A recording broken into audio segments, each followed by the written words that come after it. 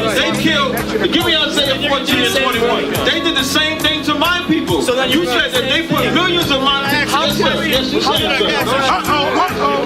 Should a murderer go to jail for murdering? Absolutely. Should a thief go to jail when he steals? Absolutely. Should a robber pay back the money he robbed? Absolutely. So why shouldn't the white man pay for what he did? That's right. That's right.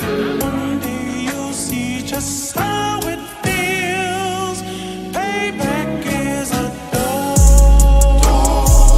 It's a dog. Payback is a dog. It's a dog. Payback is a dog. It's a dog. Payback is a dog. It's a dog. I'm in a hell of a hole, was never expected to grow. Just obstacles set in the road, that a result of me selling my soul. The story I'm telling is cold, but yet it's what everyone knows. The white man's the devil is known. America was never a home, only a place of captivity, safe facility, hating, disfigure me. They claim that I'm lazy, be killing me. Maybe this slavery draining my energy. 400 years and counting, the trail of my tears is countless. Main fact that I'm here is astounding, but I can't wait till this shit is surrounded. Ready to tangle my king and the angel, be ready to rap. Crack in the sky, nuclear missiles and make it official. I'm capturing every cracker surviving. Put them all in chains where they need to be, slavery for me. And let the whole world see that with them in the cage is safer in the streets. Put the dog on a leash, get resolved for the beast. 144, get the ruler show, we could all be at peace. As soon as the trumpets are sound, your kingdom we busting it down. The only way justice is found, the time for your judgment is now. Someday you'll see just how it feels. Payback is a dog. It's a dog. Payback is a dog. It's a dog. Payback is a dog. It's a dog. Payback is a dog.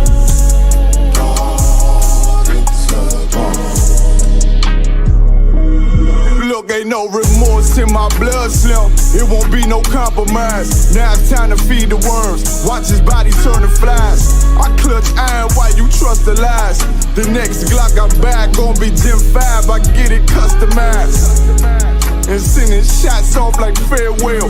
Praying payback come back around like a carousel. Still remember Yahanna's words ringing in my head like bells. Said you in this body, you fit the Lord, fuck the cartel. Triangle choke, apply pressure to the game like I did Vondale. Payback's a bitch in a dress, she a bombshell. Revenge is dish served cold, I just hope they making oxtail. Glock fresh out the box, I swear it got that new car smell. Made myself a target in a world of mad shooters. Devils design fire for our babies to pass through in the day of our kings. Shalom, Israel. It's that. Shalom, Israel. It's that time again. The ISUPK, under Commanding General Yahanna, presents the Lord's 57th Annual Passover. That's right, the Lord's 57th Annual Passover, April 4th, 2026, in Houston, Texas. All black Hispanics and Native Americans are commanded to observe the Lord's Passover. This will be the biggest Passover to date. You do not want to miss this. Fresh lamb, fresh wine, and bitter herbs as commanded by the Most High. Only $200 per person, ages 17 and up. The biggest event of the year. There is only one Passover, and it's under Commanding General Yahanna. See you there, Israel. Shalom. Nobody else there to compare to. Train for war, men of war, and war like apparel. Prefer our leaders, can't get between us. Watch where you stepping. Cause us.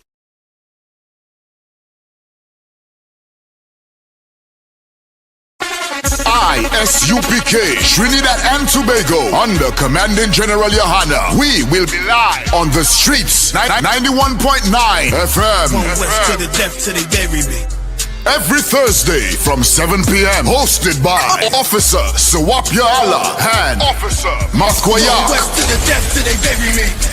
I'm one West till they bury me. ISUPK under Commanding General Yahanna. Live every Thursday night from 7 p.m. on the streets. 91.9 FM.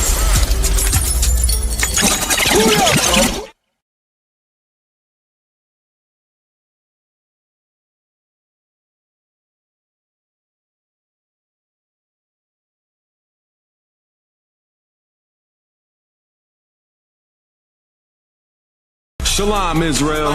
It's that time again. The ISUPK, under Commanding General Yahanna, presents the Lord's 57th Annual Passover. That's right, the Lord's 57th Annual Passover, April 4th, 2026, in Houston, Texas. All black Hispanics and Native Americans are commanded to observe the Lord's Passover. This will be the biggest Passover to date. You do not want to miss this. Fresh lamb, fresh wine, and bitter herbs as commanded by the Most High. Only $200 per person, ages 17 and up. The biggest event of the year. There is only one Passover, and it's under Commanding General Yahanna. See you there, Israel. Shalom. Nobody else there to compare to. Train for war, men of war, and war like apparel. Prefer our leaders, can't get between us. Watch where you stepping. Causes.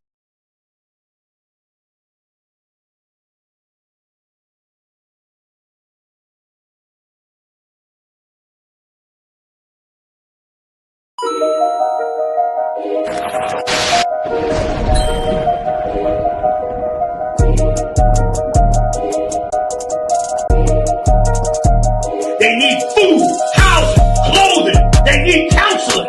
They need understanding of what's happened to them. They need an identity. They need to know the truth about the Lord. They need to be woke up to who the devil is.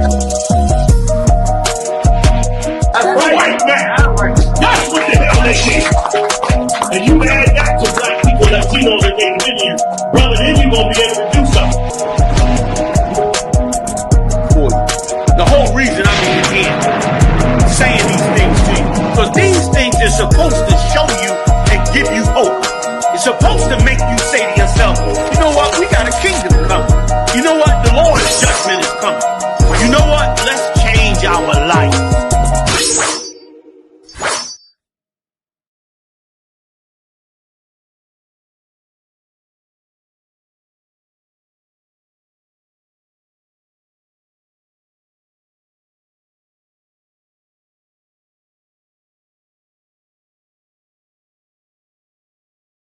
Hey, listen, brothers and sisters, man. If you like what you hear, hit the subscribe button, man. Subscribe to this channel. And also, please, go to isupk.com and pay your tithe. Drop me some cash so we can move around this planet like we need to, man, and do the things we need to do. They're one West. They're one West. They're one West. They're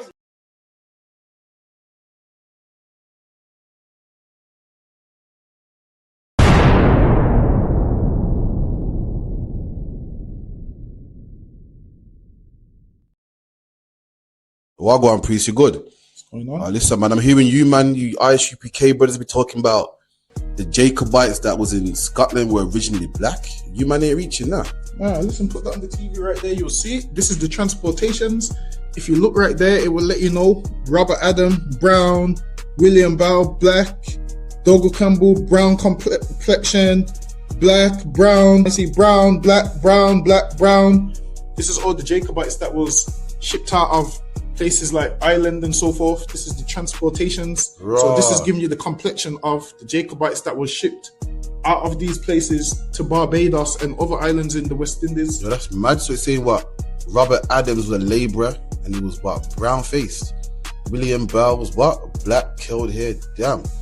That's deep, man. Which means what as well? Which also means black people was in Europe. Why? Because they ruled the Dark Ages. So that's why they was in Europe. You man are cold at history, man. All right, man. Shalom.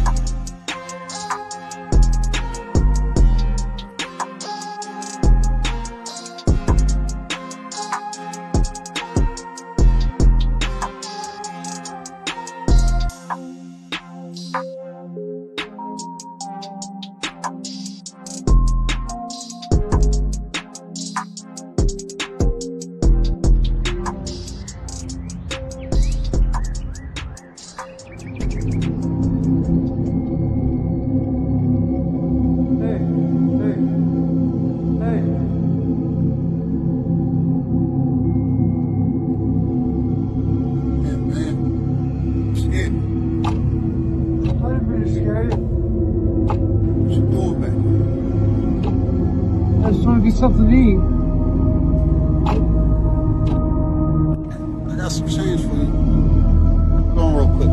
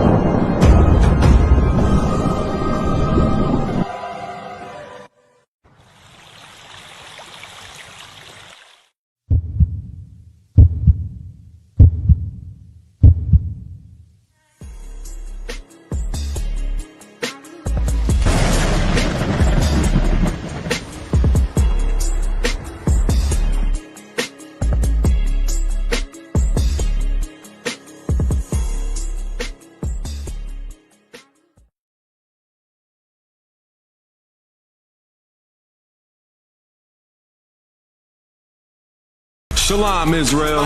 It's that time again. The ISUPK, under Commanding General Yahanna, presents the Lord's 57th Annual Passover. That's right, the Lord's 57th Annual Passover, April 4th, 2026, in Houston, Texas.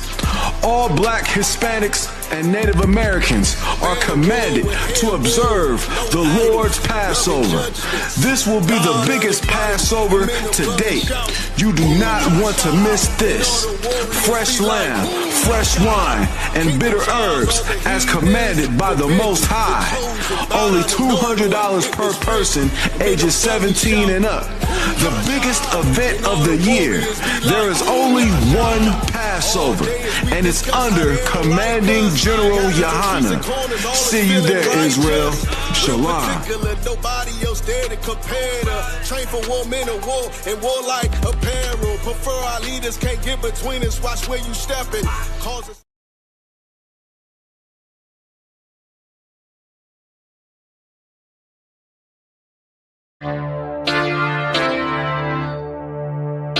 For homicide detectives, the clock starts ticking. The moment they are called, their chance of solving a murder is cut in half if they don't get a lead within the first 48 hours. I do anything to keep my brothers safe. I'm putting food on my daughter's plate. You fucking losers, y'all just can't relate. You harm them, you will find me on the first 48. You will find me on the first 48. Find me on the first 48. I do anything to keep my daughters safe. You harm them, you will find me on the first 48. Sitting in that room, hear the interrogator's voice. They asking why I do it. I tell them I had no choice. Couldn't take a threat or a risk to my family, so throw the book at me. I take them charges happily. Ain't no need for no polygraphs or forensics. I put that fucker in a body bag, I'll admit it. Fuck a sentence or the jury that will convict me. They don't understand, it's my family, they represent me. So for them, I risk my freedom, roll the dice. I ain't got much more for you crackers, go ahead and give me life. You don't know what it's like for the people that you love. They ain't there to get salutes, they ain't there to give you hugs. The same that done pulled me from the dirt and from the mud, it's gone because of who? Y'all rather shed your blood. My brother's kids like my other kids. If you touch them, fuck around, get another bid, plus 10. Put me in the super max, I get super jack. Working out every day, canteen super stack. Cool with that, long as it mean my daughter's safe. My brother's winning, that's a chance I take. Still my fate. I do anything to keep my brothers safe. I'm putting food on my daughter's plate. You fucking losers, y'all just can't relate. You harm them, you will find me on the the first 48. I got wives that done gave they all to stand beside me. Kids that can't see me fall, look at me proudly. Respected by men with honor up on their names. You harm one of them, I promise that you'll see pain. I'm one West train, made an oath to uphold it. Stood with my back against the wall, never folded. Grew up in the city where the love ain't brotherly. I ain't had too many friends, I ain't need the company. I'm my father's son, so I'm cool, just don't fuck with me. I say that you my homie, you're my brother, then you stuck with me. Never turn my back on mine, it's to the dirt. You cross them across that line, I end you first. But only make it worse, is loyalty hard to find. Never think cause you out of sight, you out of mind. And I don't mind dying now, cause reincarnation got me coming back. Same scars in my heart aching. Be parlaying with killers from all places. Every last one of them for me a broad day shit. So what you think, I won't do it for them? Once they let me out the cell shit, I do it again. It's for the family. I do anything to keep my brother safe. I'm putting food on my daughter's plate. You fucking losers, y'all just can't relate. You harm them, you will find me on the first 48. Find me on the first 48. Find me on the first 48. I do anything to keep my people safe. You harm them, you will find me on the first 48.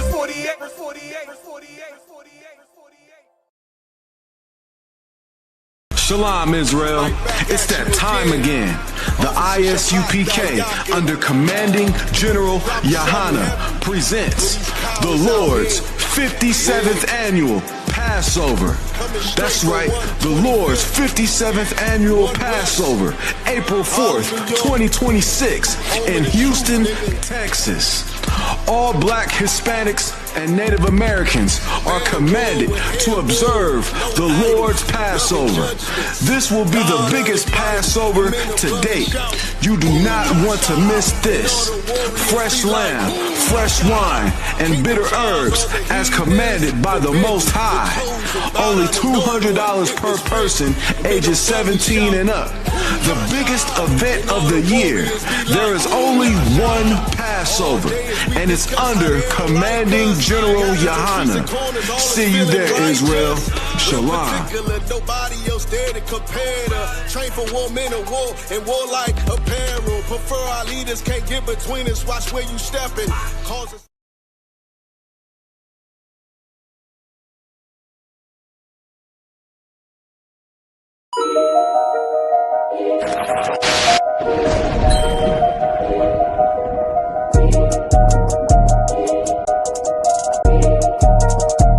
They need food, housing, clothing. They need counseling. They need understanding of what's happened to them. They need an identity. They need to know the truth about the Lord. They need to be woke up to who the devil is. That's the white man. That's what the hell they need. And you add that to black people, Latinos, and Native Indians, brother, then you're going to be able to do something. The whole reason I'm here saying these things to you, because these things are supposed to show you and give you hope. It's supposed to make you say to yourself, you know what, we got a kingdom coming. You know what, the Lord's judgment is coming. You know what, let's change our life.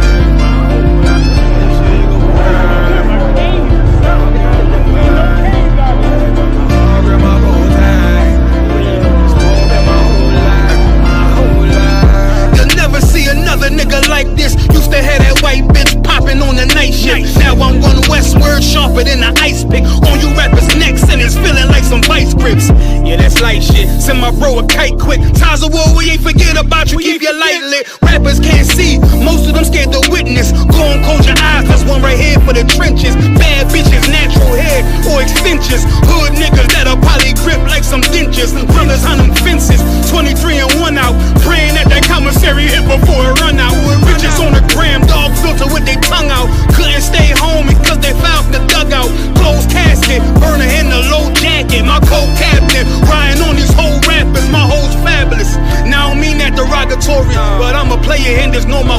nothing for me. I avoided Maury, I got 2 jets. If I can't make it through for them, then I'm useless. Sit down that roof, Chris, with a couple bosses. After the war, just to count our losses. There's not many. You see a smile on my face, but I'm not friendly. Gone on my waist, sipping white Henny. I just hope this shit go right. Living in the dark, you don't know light. Gotta got my heart grip, my bow tie. Waiting on the squab in my whole life. I just hope this shit go right. Living in the dark, you don't know light. Gotta got my heart grip, my bow tie. Living in the squab in my whole life. It's so melodic. When I be dropping this ebonics, this ghetto phonics, they got me on the level supersonic. My bomb atomic, and you know where you can find me. Somewhere probably folding this paper origami. My name is pure as the Dasani. My wave is like a tsunami. I went from 0 to 100, feeling like Ricky Bobby. I made a deal with the Reaper. Got a couple wives, they some keepers. Talk a lot of shit, but you can't walk a mile in my sneakers. Bitches go to Miami, come home with change features. Now she got a BBL, her ass fatter. Trying to show up all them niggas that laughed at her.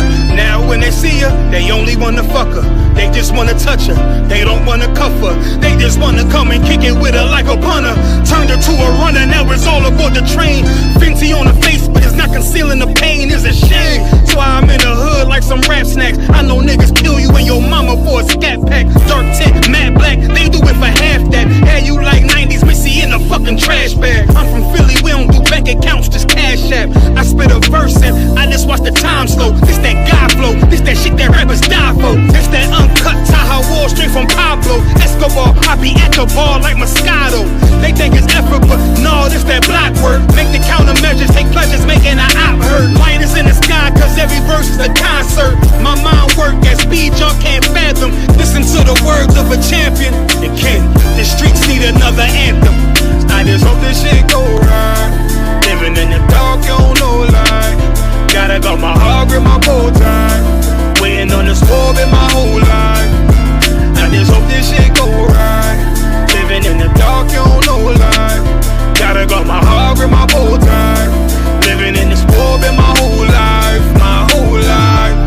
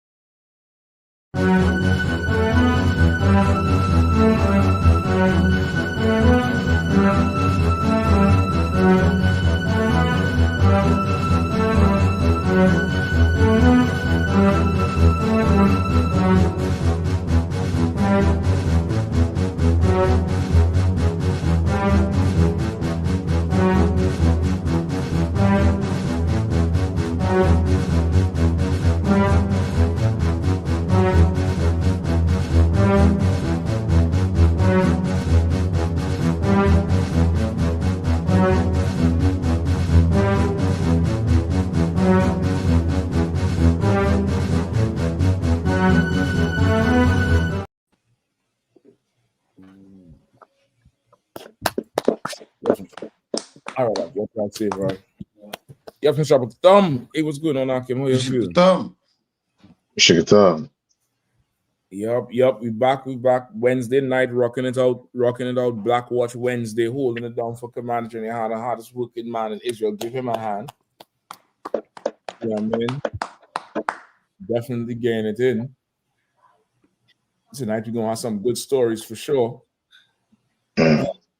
We had to celebrate the heroes of the UPK Act. Y'all know the Baramath. He had found some brother up there in Milwaukee that's missing. That's been missing. It was shit. Yeah. A warrior called me about 2 hours ago, just before class. A warrior, he had to help them out. Y'all know a warrior is like a one-man unit handling, I swear he had Minority Report. He on the phone, he driving, he doing this thing, he getting this thing over.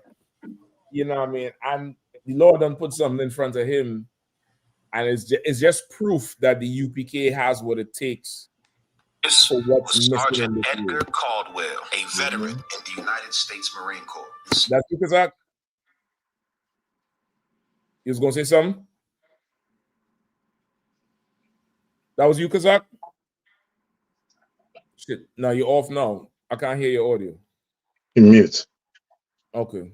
Man, I don't know. I seen two screens in front of me. Something going wrong with No. That's StreamYard. They add that whole narrow screen for the platforms like the the YouTube Shorts, Reels, TikTok, all that type of shit. You know what I mean? Okay. Yeah. That's all. It's just a new. That way, new layout. They do the whole format. They could do the whole format. I try to you could exit off under you if you get the. Are you getting a reverb with it? With when the song was playing. Okay, yeah, you could exit out underneath. Are you getting a reverb now? Live, sir. It's to yeah, there's a whole narrow format, I guess, for like if you're watching on whatever might be the narrow format. You know what I mean? Okay. So let me know if you'll get an echo or anything coming back through. All right. Okay. Yeah, man. So Warrior, come on, put me on. Yeah. Come on. So you hear me, sir? I could hear you. Go ahead. Most High Christ. Shalom. What's going on? Yeah, I had something happen tonight. Actually, I was at one of the locations at the Slave. I mean, I'm standing outside. I was getting ready for the call. Waiting for Captain Shot to call me. As my phone's ringing for the call I was waiting on, a young sister, runs up and says, "I need help. Somebody's trying to kill me." Right. So, so at the Slave, I take her inside, and there's other people at the Slave, and I lock the door because she's saying somebody's trying to kill her. At the same time, I don't know what's going on. I don't know the sister. Right. So I'm already suspicious. Trying to line you up and rub your ass out. Come on. So then she says, in her words, my father, I have a celebrity father. Somebody's trying to kill me. I'm like, okay. So so I'm trying to figure out what's going on. And she said, can I use your phone to call somebody? I'm like, all right, that's too wild. I mean, so then she says, my phone is dead. The number I need to call is not working. And then she says, I have a celebrity father. Somebody's trying to kill me. Again. And I'm like, this is a little weird. Right? So I gave her a place to charge her phone. And when she charges her phone, first person she called, 911. She calls the police. So she's on the phone with the police, and she's like, she keeps saying the same thing. I have a celebrity father. Somebody's trying to kill me. Right. After a while, the police are asking her questions. I'm listening to her, and she says, I'm a celebrity. I have a celebrity father again. And then she mentions her name. So I look up her name, right? I put her first and last name, and I put daughter of, and it finishes for me on Google. You know how Google is. Daughter of Dr. Umar Johnson. Yeah. Right? It pulls her up on the screen. I'm looking at the sister, and it's her, right? And it says, there's the estranged Dr. Umar Johnson. She has mental health issues. So then the police show up. Some devil walks into the location, and the devil's trying to talk to her, but he's getting frustrated because she keeps saying, I have a celebrity father, and somebody's trying to kill me. That's all she's saying. And then she starts talking gibberish. She starts talking about she applied for a job here, she's trying to get money here, and she has many businesses she owns and stuff of that nature. Right? So the devil just want to be done with it. So the devil says, look, I can't do nothing for you. All I can do is give you a incident number. Incident number. So he steps outside to get the incident number. So I followed him outside and I asked him, hey, can you call a ambulance for the sister? Because she looks like she is having a panic attack and she's, clearly deranged. He says, is that what you want me to do? Or you just want to leave? I said, nah, just call I have no problem with her. Just call an ambulance for her. He goes inside, says, ma'am, do you want me to call an ambulance? And she says, yes. And he's like he kind of sucks his teeth, like we're wasting his time now. So like because he had to do this work is the problem. And of course he's a devil and she's black. Right. All right, exactly. So after that, while he's talking, and then he asks her, do you need me to wait with you while the ambulance comes? And she says yes. So he's really mad now, right? So then another brother who's also a cop, he walks into the location. I don't know if that's his partner or because I only seen one car, but he walks in, and he's standing off to the side like me, and so me and him start talking. I asked him, hey, by the way, do you guys have a missing persons list you could look up to see if she's on that list? He said, oh, I could just get her ID and check that out real quick. So he goes, he gets her ID, and he calls it, and within a minute, it comes out she's missing. 3 weeks she's been missing. Her family. Wow. I mean, come on, sir. Turns out she's actually from Philly. She lives in Philly. She got to Maryland somehow, and she's just been out here. I mean, so then they basically took her away in the ambulance, took her to the hospital, and they'll take it from there. I mean, the crazy thing is I have to like I'm looking at these cops like, if I was you, I'd be with a young girl. She was 23 years old, right? Right. I'm like, a young girl out here. That's the first place I would check with all the missing young black girls in America. I would think that would be like instinctive, like check to see if she's missing. And now, same Cap, I was thinking of something else too, because I didn't understand why she kept saying I have a celebrity father. I don't know. You tell me what you think, sir.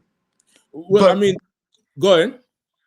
I feel like she kept saying that to give herself some value. Like, if she says I have a celebrity father, that means care about me, Don't treat me like I ain't got no father out here. Right. You know what I mean? It's definitely all of that. She had immense. I don't know if this is the same one. At one time there was one who came out and was talking real trash about him. Right. I'm not sure if this is the same one. It could be. But what is the other thing? That she was on medication and she wasn't taking it, correct? Oh God, she was on medication. She was not taking medication because she's out. She's lost. She's out on the streets, so she don't have no medication to take. And it actually is her. That's the one that was talking trash. That's the same one. Come on, sir. Where I believe she contacted the school before. I think she had hit Cesaria before to I guess spill the beans on Umar, and Cesaria had to tell her this isn't the place to trash your father. Like she thought because there was a beef in the doctrine, there would be it's a breach where she could exploit. You know what I mean? So I believe it's from that part. So now look at the second time now where an officer in the school has to do the work of officers who paid by the government. You imagine you have to dictate the pace for what, maybe 2 10-year veterans at least? Come on. Got to be about 5 or 10 years, them niggas on the force if they that slack. I can't believe they'll be that slack within 2 to 5 years of being on the job. I think it takes some time to get so lackadaisical. You understand what I'm saying? Come on. I would think it takes some time to get to that point of where, imagine now somebody had to tell you, hey, do you want to see if she need any help? You call the ambulance. Okay, I'll do it. What about if you run her name in the database and see if she missing? Okay, I'll do that. Like, goddamn, you mean to tell me Commander General Yahanna shouldn't just get the keys to the damn kingdom right now and just show all what to do?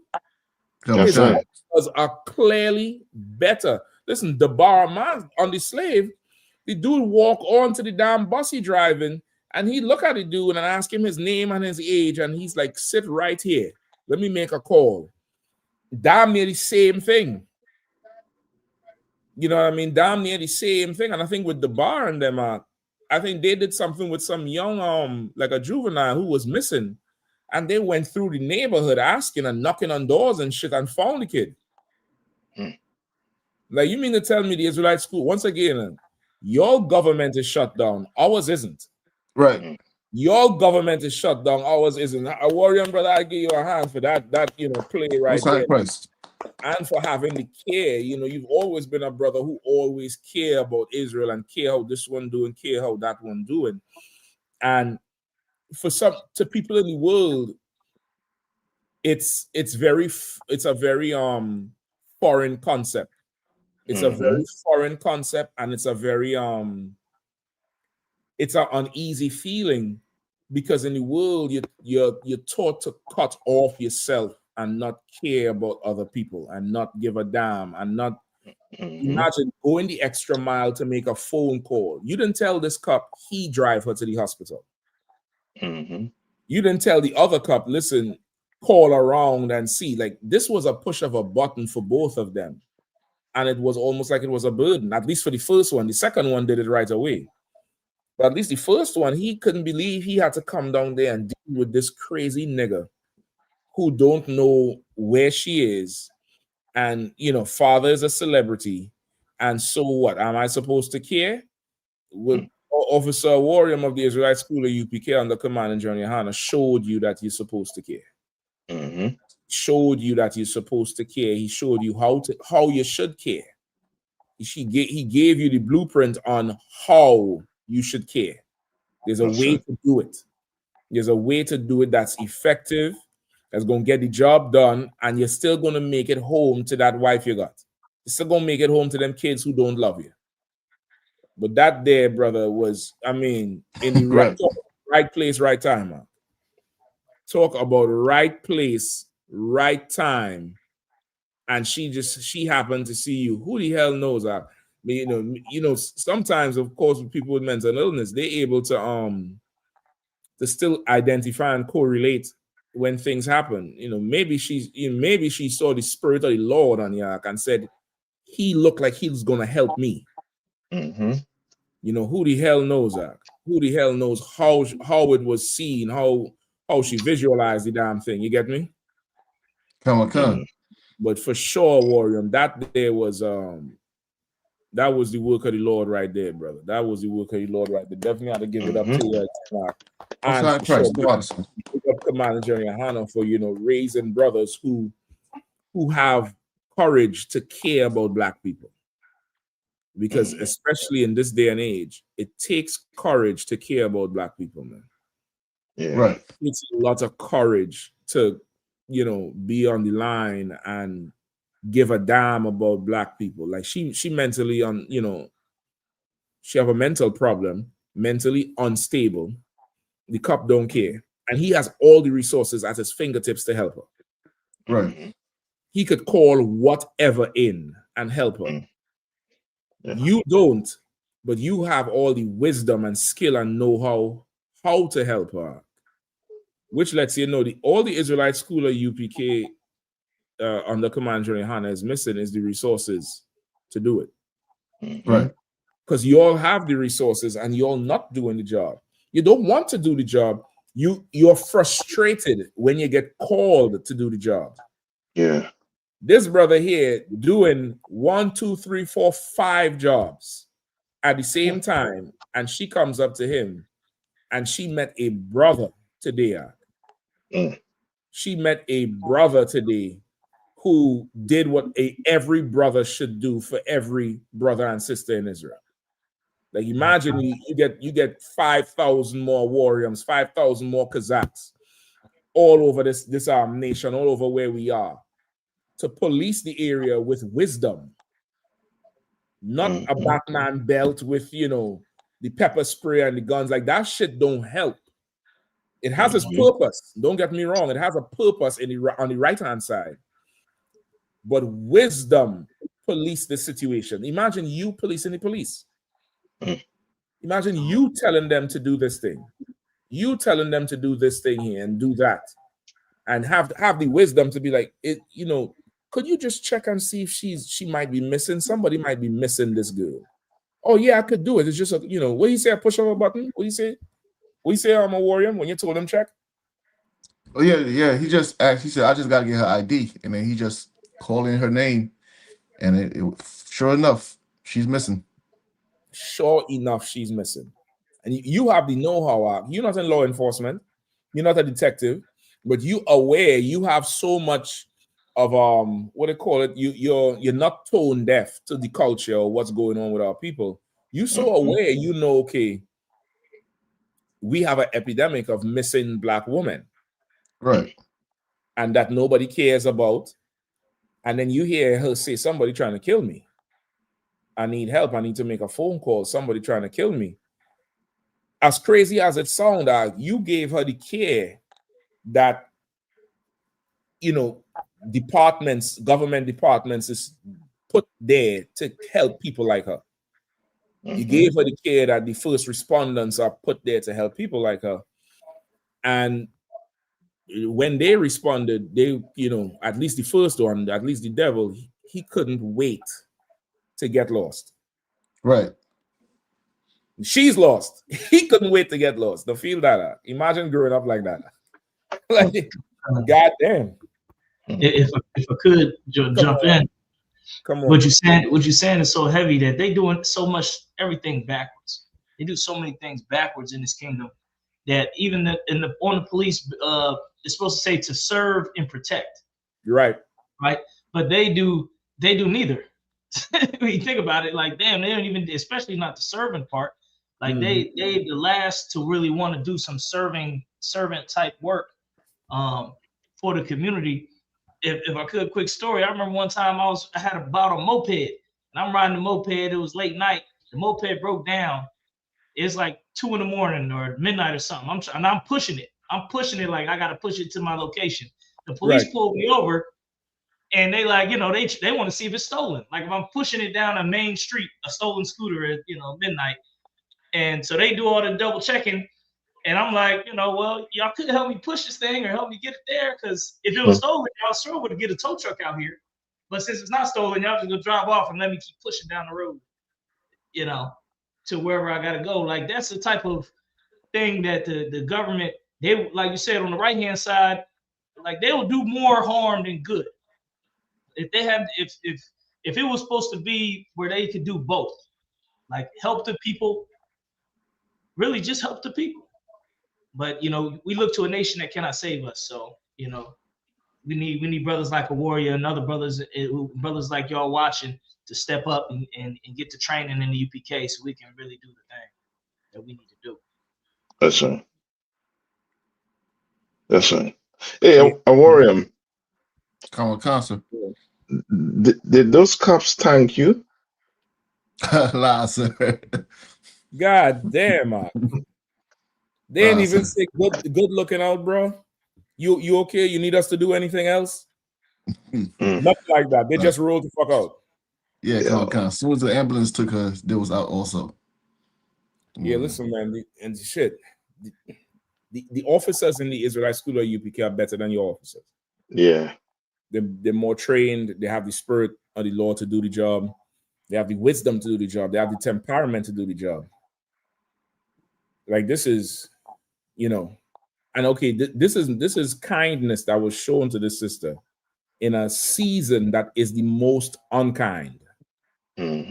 Like this, you know, Christmas into Thanksgiving, into Black Friday, into Christmas is the most unkind season of the year because everybody is such in a rush to, you know, for pleasure and gluttony and to feed themselves and pleasure themselves and buy themselves so much shit.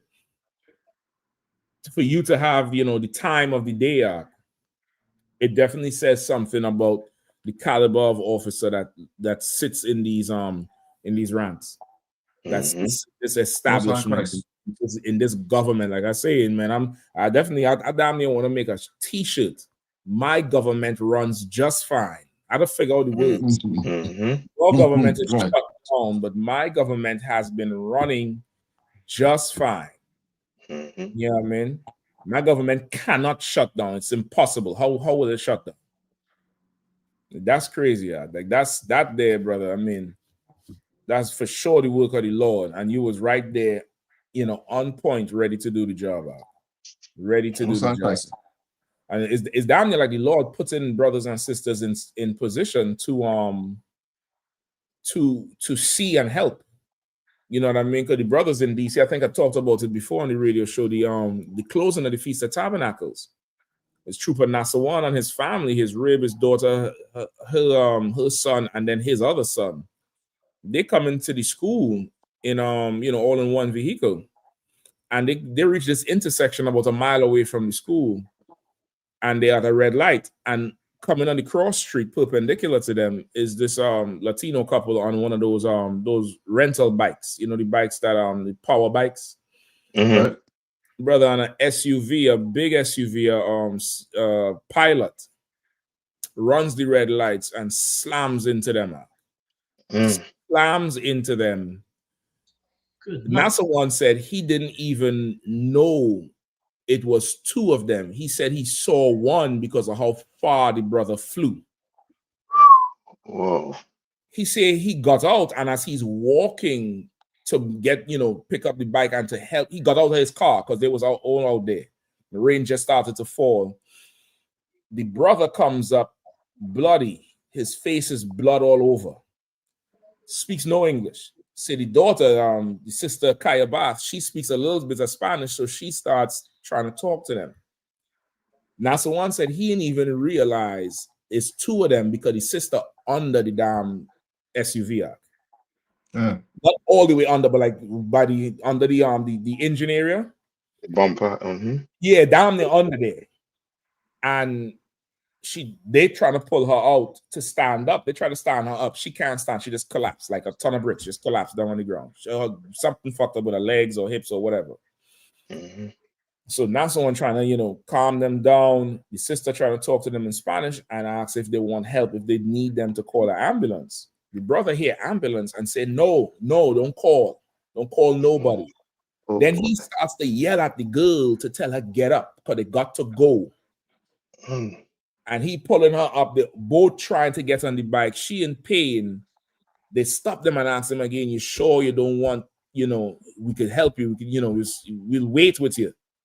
It's like, no, we don't call. And I'm like, that got to be a certain amount of terror to live under. You bleeding, your woman jammed up, and you don't want to go to the hospital because you might end up in Alligator Alcatraz. Right.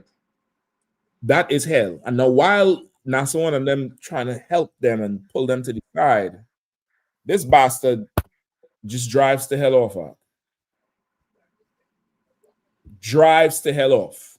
NASA one say he think if they didn't get out of the car because nobody else was at the intersection, he'd have just drove over the sister because you couldn't see that she was under there.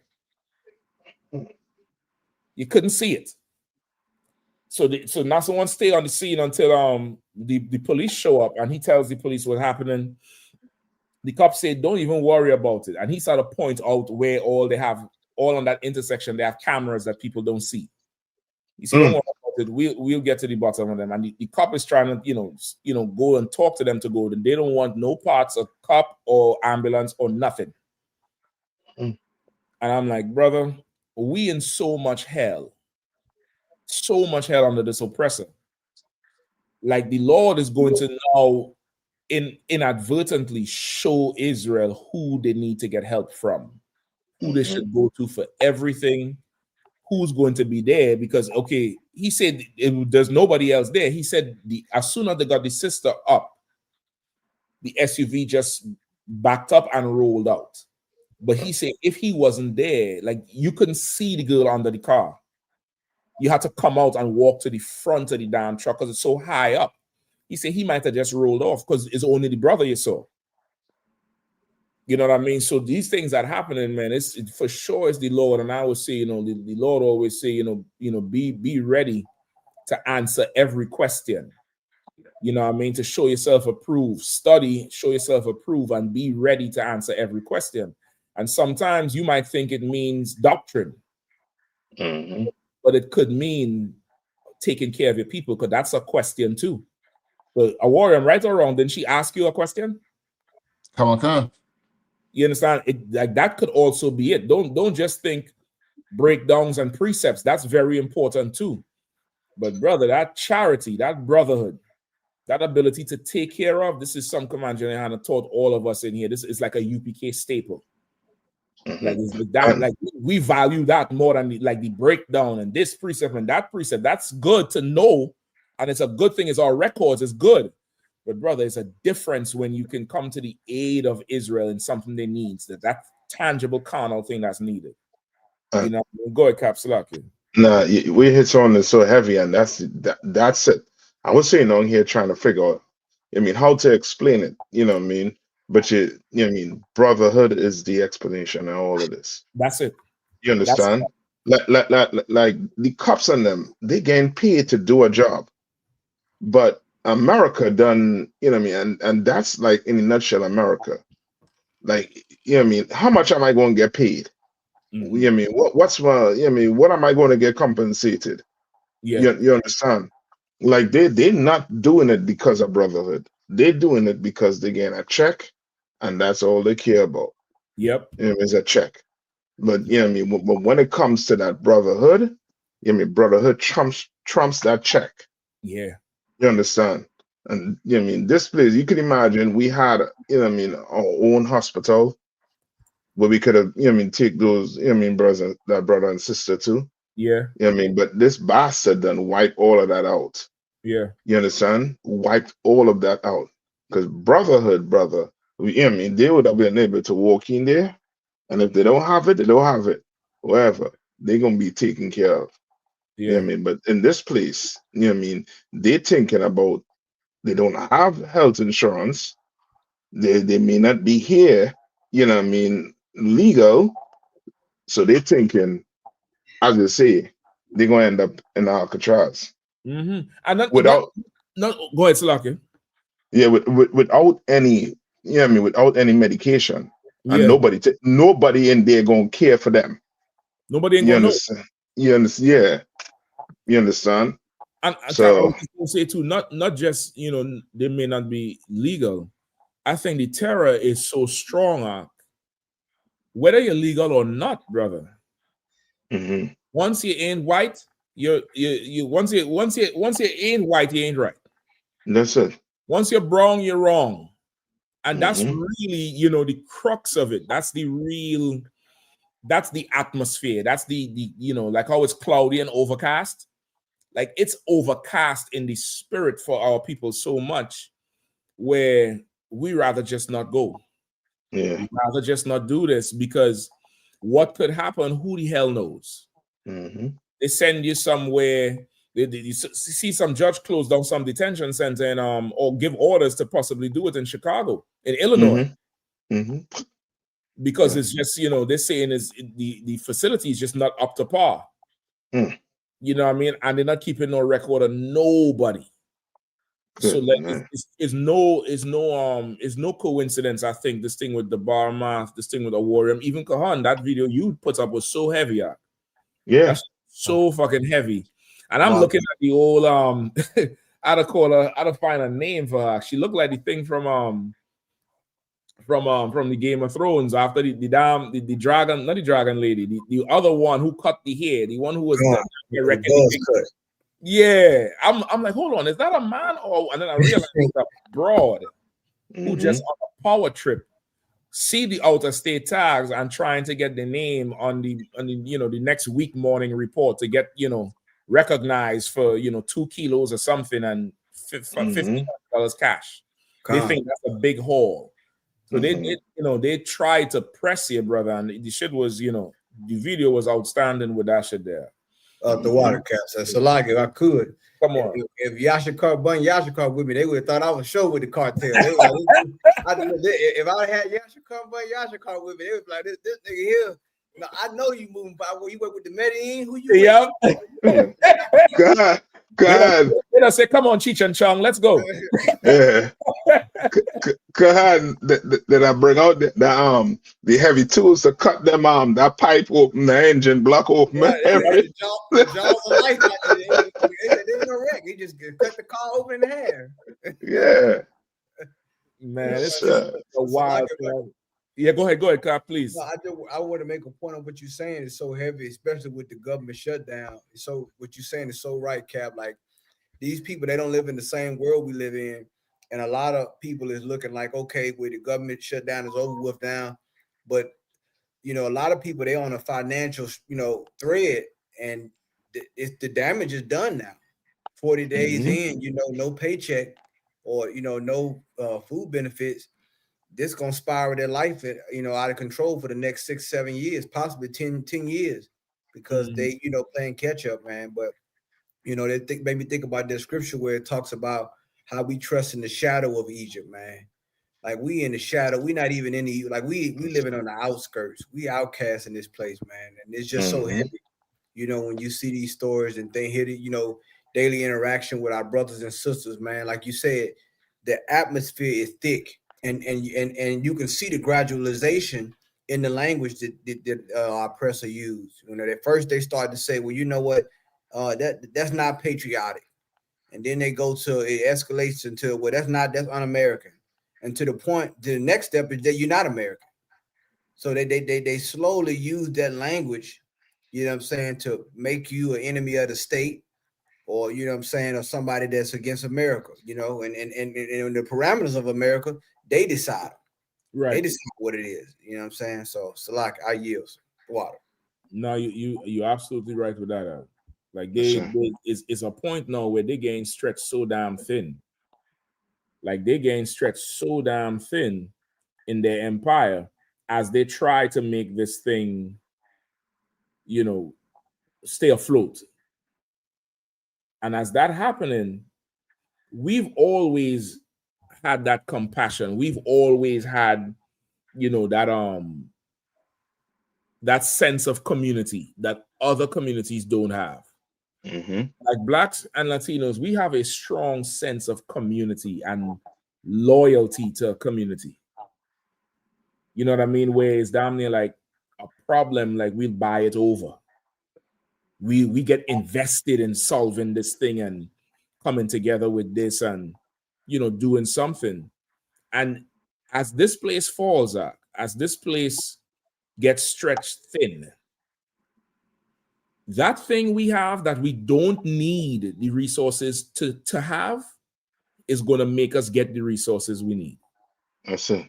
Because anybody hearing this shit up, like this shit with the Barama, this shit with a warrior today here, like he had to tell the police, run her name through the system. No, listen, y'all know they run your name through the system for the other thing, not to see if you're missing, but to see if you have a warrant. Yep, quick. Had she been a man acting like that, and all little out of let's check to see if he got warrants. But that's an easy color for them. Warren, what he asked you, do you want her out the store just to leave you alone, some shit like that? Come on, do you want her to leave? Do you want her to leave? Like, like that's the protect and serve. Yeah. Do you just want her to leave? No, nigga. I want you to do your job. Take care of her. Mental illness is not a crime. Take care of her. Treat her like how you would treat one of them, Hollywood celebrity daughters who want to overdose and have all these sex parties and spaz out somewhere on Rodeo Drive. You all would all, call this, you get the softest, chair for her to sit in and give her some water and get, you wouldn't even take her into a facility. You take her somewhere it's a madhouse. It's for people who, mentally unstable, but it ain't the one we go to. It's something where they wake up in the morning and there's trees and green outside. White sheets and an uncluttered room, things to help your mind stimulate. That's right. Like imagine how much of this is going on all over the place. Like these missing Black girls, because it's brothers missing too. But I know there's an insane amount of Black women who are missing in America. What happened with Officer Warrior here? These girls is right there in front of everybody's faces, but the people who should give a damn don't give a damn. That's right. Right. Go ahead, please.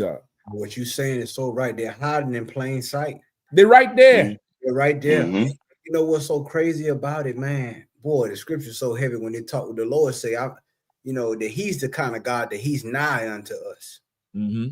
Like all these things that we trying to get, we want justice. We want all these things. The Lord has given us spiritual principles to make those things tangible, materialize in front of our eyes. Right.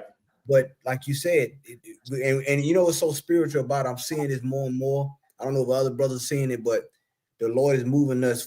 Of course, we know the verbiage, but the Lord is now that practicality, that practical knowledge, that being able to apply it. Now we're getting to that stage now, more and more with our interactions with our people. It's becoming more and more, just on our day-to-day lives. Now the Lord is he's testing that practicality of the scriptures that we've learned. And it's just so heavy what you just said, Cap, about that brotherhood, man, and how we apply it to our life, you know what I'm saying? And which would circumvent a lot of this foolishness that's going on right now. Yeah. Like our you.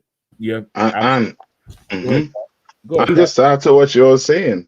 You know what I mean? What's so heavy with what you're saying is this day I'll never forget too. This is with Commander General Yahanna. I think Mashaki was out there. Kahani might have been out there too. When Commander General Yahanna made that statement to these brothers. I think that is the time the Muslims and them trying to, raise their head. Mm-hmm. And Commander General Yahanna said, I don't know you. You know what I mean? I don't know where you're from, but you're a black man like me, and it worth something. Yeah. And I will not let nobody sell you drugs. Yeah. You understand? And that's the spirit Commander General Yahanna done put on all of us. Yeah. We may not know you, but your life means something because you're black like me, and you know what I mean? Basically, you understand? Yep. And that's the spirit, you know what I mean, Commander General Yahanna done put on all of us. You know what I mean? You understand? We have some with you blacks, Hispanics, and First Nation people. Bet your bottom dollar in the eyes of Commander General Yahanna and his men, you mean a whole lot. You understand? Right. We don't go by, you know what I mean, money don't fuel the love we have for our people. That's right. You know what I mean? It don't. You understand? And it's coming to a point now where Esau, he been trying to live like a person he's not. He been trying to live like, you know what I mean, like he is an upright, honorable person when he's not. The Bible said he is going to live by the sword. Right. And he is trying to not show that he's living by that. He's trying to show that, oh, I'm an honorable person. I make, you know what I mean, I make deals, I do this, I do that. But under that clothes he wearing, under that reputation, is blood all over his body. Yeah. He has blood all over him. Yeah. You understand? And now it's coming. Now it's coming out. And now their own news personnel, their own white people getting to realize the problem is not the Native Indians. The problem was never the Hispanics. The problem was never black people. We want the problem. The problem is the people who run the government. Yeah. That's right. And you're seeing it. Even tonight you saw it, a warrior with them cops. The problem is who's running that police department? That's right. You understand? Who's running your government? Who is? And these are people who are not qualified. These are people who bread and butter is gotten by ill gain. Yeah. You understand? And that's where you're starting to see show. You know what I mean? Show his head. You know what I mean? More and more in this place. Yeah. So like, can I say one? I'm sorry. Go ahead, Cap. Go ahead, Cap. Good, Con. I just wanted to say, and you know what, man? That's how you know it's in the spirit, man. Cap and I, like I was just thinking about this today before they gave those votes on that opening the government back up. Like these people here, they know how to grow government and they know how to shrink government, but they don't know how to run government. Right. They just been doing what you're saying is so right. Like people are starting to see the game that they've been playing and they starting to piece it together. You know what I'm saying? They're going back from conservative to liberal, with big government to small government, but they don't know how to run. Like the Bible say, they despise government. Right. They don't. Because government, you have to have principles You have to have righteous principles to have a government and a civilization. Mhm. Once again, all these political science people, all the people that say they know history, you have to agree with the ISUPK. There's no getting around it. Yeah. Mhm. You're gonna have to eventually sit down with Commander General Yahanna. It's going to happen. I'm telling you what's going to happen. He didn't already prophesied it. You're gonna have to sit down with Commander General Yahanna or one of the generals or the generals and trust you're gonna have to agree, because at this point here, I mean, this is a dog and pony show or elephant and a donkey show. No bullshit. No bullshit. And just to add to what Captain Khan is saying, Commander General Yahanna was the first person I heard said about us being the scapegoat, and it's coming out now. Yeah. He said it before all this, you know what I mean, this is coming out now. Like the news starting to realize that, okay, like Esau, just imagine you put a man in office, right? Your housing, you know what he doing with the housing now, right? They're trying to push 50-year mortgage. So now a $500,000 house, by the end of that 50-year mortgage, you don't pay $1 million. You're paying 1.2, 1.3 million for that. You understand? So which means now young oppressors, they can't buy a house. They can't live the American dream. Right. You understand? So who are you gonna blame? America was putting the blame on us. Remember when the housing market crashed? Yeah. They put the blame on us. You understand? When Barack Obama went and bailed out Wall Street and all them big corporations, he bailed them out. Right. You understand? But we got the blame for most of it. You understand? For when it crashed. And now you kicking out all these immigrants, you know what I mean, so-called immigrants out of the country. The ones that when you go in the supermarket, your fruits that you're buying, the reason why it's so cheap is because they was picking it.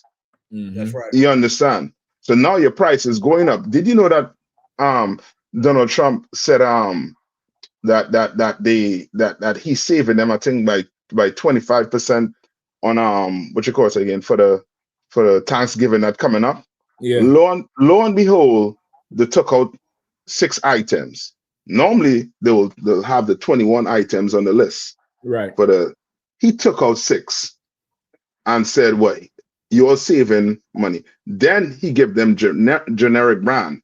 It's almost like you are counting the number of calories that you're giving the people. Well, you understand? Listen, you remember, I don't know if you remember with Russia. Mm-hmm. When Russia was going through their most recent depression before Putin. Mm-hmm. Like Russia, Ukraine, all them places, they had a ration for the day and a ration for the weekend. Mm-hmm. Like they would you go there and the ration would be based on your age, height, and weight.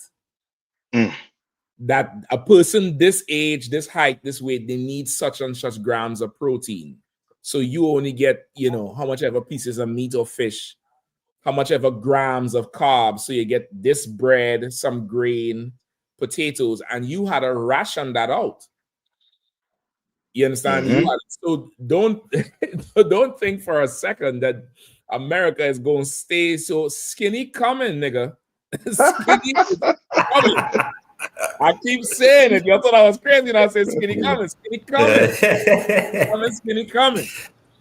So that's definitely what he's doing there with this thing here. And everything again is for him is for money and gain. And he will wreck his country, wreck his whole thing. He promising what $2,000 stimulus checks. All the economists is saying, bro, it's gonna be rough. They're saying it's gonna be rough. So, but as this place goes into chaos, there's going to be the truth, something consistent, something reliable, dependable, and continuous that's going to be there throughout. And people will see Commander General Yahanna and the Israelite School of UPK is that little sanctuary, that house that you need to come to for everything. Mm-hmm. See it, we've been doing it. We prepared for it. We ready to go. All we need is the resources they have. That's it. All we need. We need the resources they have, and you'll see something amazing. You'll see something absolutely, like how the scripture said, your eyes have not seen, and your mind, you can't even imagine what the Lord is getting ready to build. And you're gonna get blown away by that, even in the early stages, even as the foundation getting laid, even in the rough time. This is way before the kingdom and the angels and the hunters come. You're gonna see some shit that is just utterly amazing. Like that thing with the Barmath, Captain the Barmath, and that thing with Officer Warrior tonight. He telling me the story, and I'm thinking, he about to end it off. Like, I damn near buy into the propaganda. I'm like, a Warrior, you telling me the story, and I'm like, okay, he's going to tell me 2 niggas is going to run in the store to try to rob it. He's going to tell me that. And this thing take a whole other turn that I would have never, ever guessed or seen coming. Never, ever, ever guessed or seen coming. And brother, we in the right place for it. We in the right place. We in, everything you're going through in here, it's to build you and mold you for what's to come. And what's coming is coming quickly. It's coming quickly. So make sure, like that scripture say, be ready to give an answer. Study to show yourself approved. That ain't just talking about doctrine, man. You're gonna have to answer a lot of calls soon. You know how to manage shit. Watch for people. Watch over. You had to watch them and make sure the people who with the resources do the right thing for them. That's it. Like you're really that steward that Christ called for. You're really that person to watch over. You're that priest and prophet. That's really the training we getting up in here. Yeah. You know what I mean? If I could, I got a quick scripture I want to throw on that. It's heavy. Isaiah 3:6. It says, when a man shall take... I could get that. Okay. Isaiah 3:6. And it just goes into what you're saying about the leader really stepping up to take care of the people. Like, we think about it, when we say it and think about it, everybody kind of thinks like, yeah, I mean, anybody would want to do that job. That seems like a good job to do. But really, when you get down to it, nobody really wants to do that job. And you're gonna see it. You're gonna see it in the scriptures. Go ahead. The book of Isaiah, chapter 3 and verse 6. When a man shall take hold of his brother, of the house of his father, saying, "Thou hast clothing, be thou our ruler, and let this ruin be under thy hand." They come to him and say, "Look, you got something going on. You be the leader. You be the ruler. Let's help build this ghetto back up." Go ahead. In that day shall he swear, saying, "I will not be an healer, for in my house is neither bread nor clothing. Make me not a ruler of the people." And you got to notice, the dude said, "You have clothing." He said, "Nah, I don't got no clothes. I ain't got nothing to help you." But he obviously, the guy see you got it. Really, there's nobody who really want to take the money and do it for the people that need it. They want to take the money and keep the money and act like I ain't got enough to really help out like that. I got enough for for what we want to do. But the Church of Second Ministry, we got enough for what we need. We got enough for that $6 million jet, $60 million jet for Creflo. We got enough for these $5,000 tailor-made suits. We got enough for the Calvary Baptist Church for a building fund. We got enough for that. We ain't got enough really to help out the community like that. Yeah. Our people don't want to be the ruler, but now, brother, the Lord has raised up the men that will be the ruler. You know what I mean? Right. And like Captain Mashak said, actually take the time and the care and not just see the resources and take it for themselves. Because that's what a lot of people want to do. They say, I want to help the community. I want to get a 501c3. This is what happens. They get the 501c3. They get their first $20,000 loan. They sit there and say, oh, man, $20,000, shoot. I want to get this next year. All I got to do is get some signatures.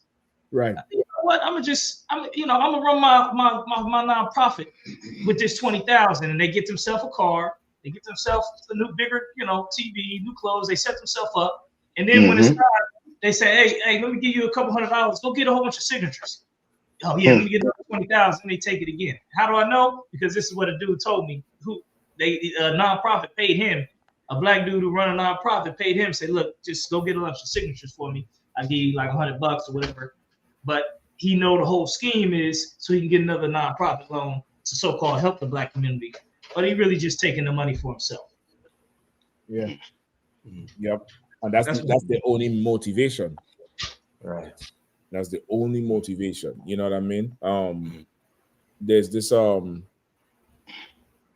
let's get some of these stories. I don't know if this story is in here. Is there a story in here about how the cops pointed the gun at this special needs child who said he was in a school and he told another student, I have a switch in my pocket. And he was talking about a Nintendo Switch. The student went and tell the teacher that he has a gun in his pocket with the switch on the back. And immediately the cop drew a gun on this young brother, had him face down. This is like, he's special needs. I think he's autistic or something. They say on that day, it may not be on this list. I saw the video. I should have passed it to a warrior. Arawaja. But they said that particular student, they have like a guide who be with them all day, like a person, like an adult who stays with them all day, make sure they're good to go, like a partner in school. And that particular day, this person was out sick or absent, so this child had nobody to advocate. And this cop draw this gun on this young brother, or young student. I ain't even sure if it's a boy or girl, because they said this person had a gun on them with no proof, no approach or nothing, and he didn't have no gun. He's saying I have a Switch, the Nintendo Switch. Like we in a place, brother, where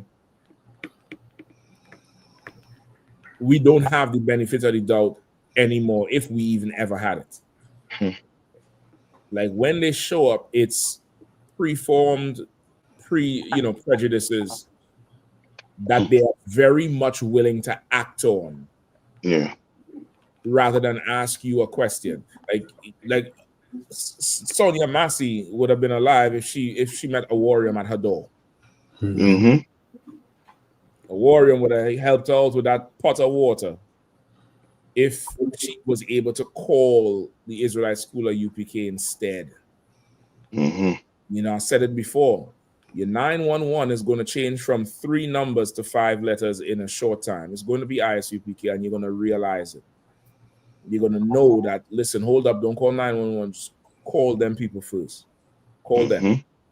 Call them first, and let's see what them brothers do. They're a little crazy and stuff. They're on the corner yelling, but I see how they handle people.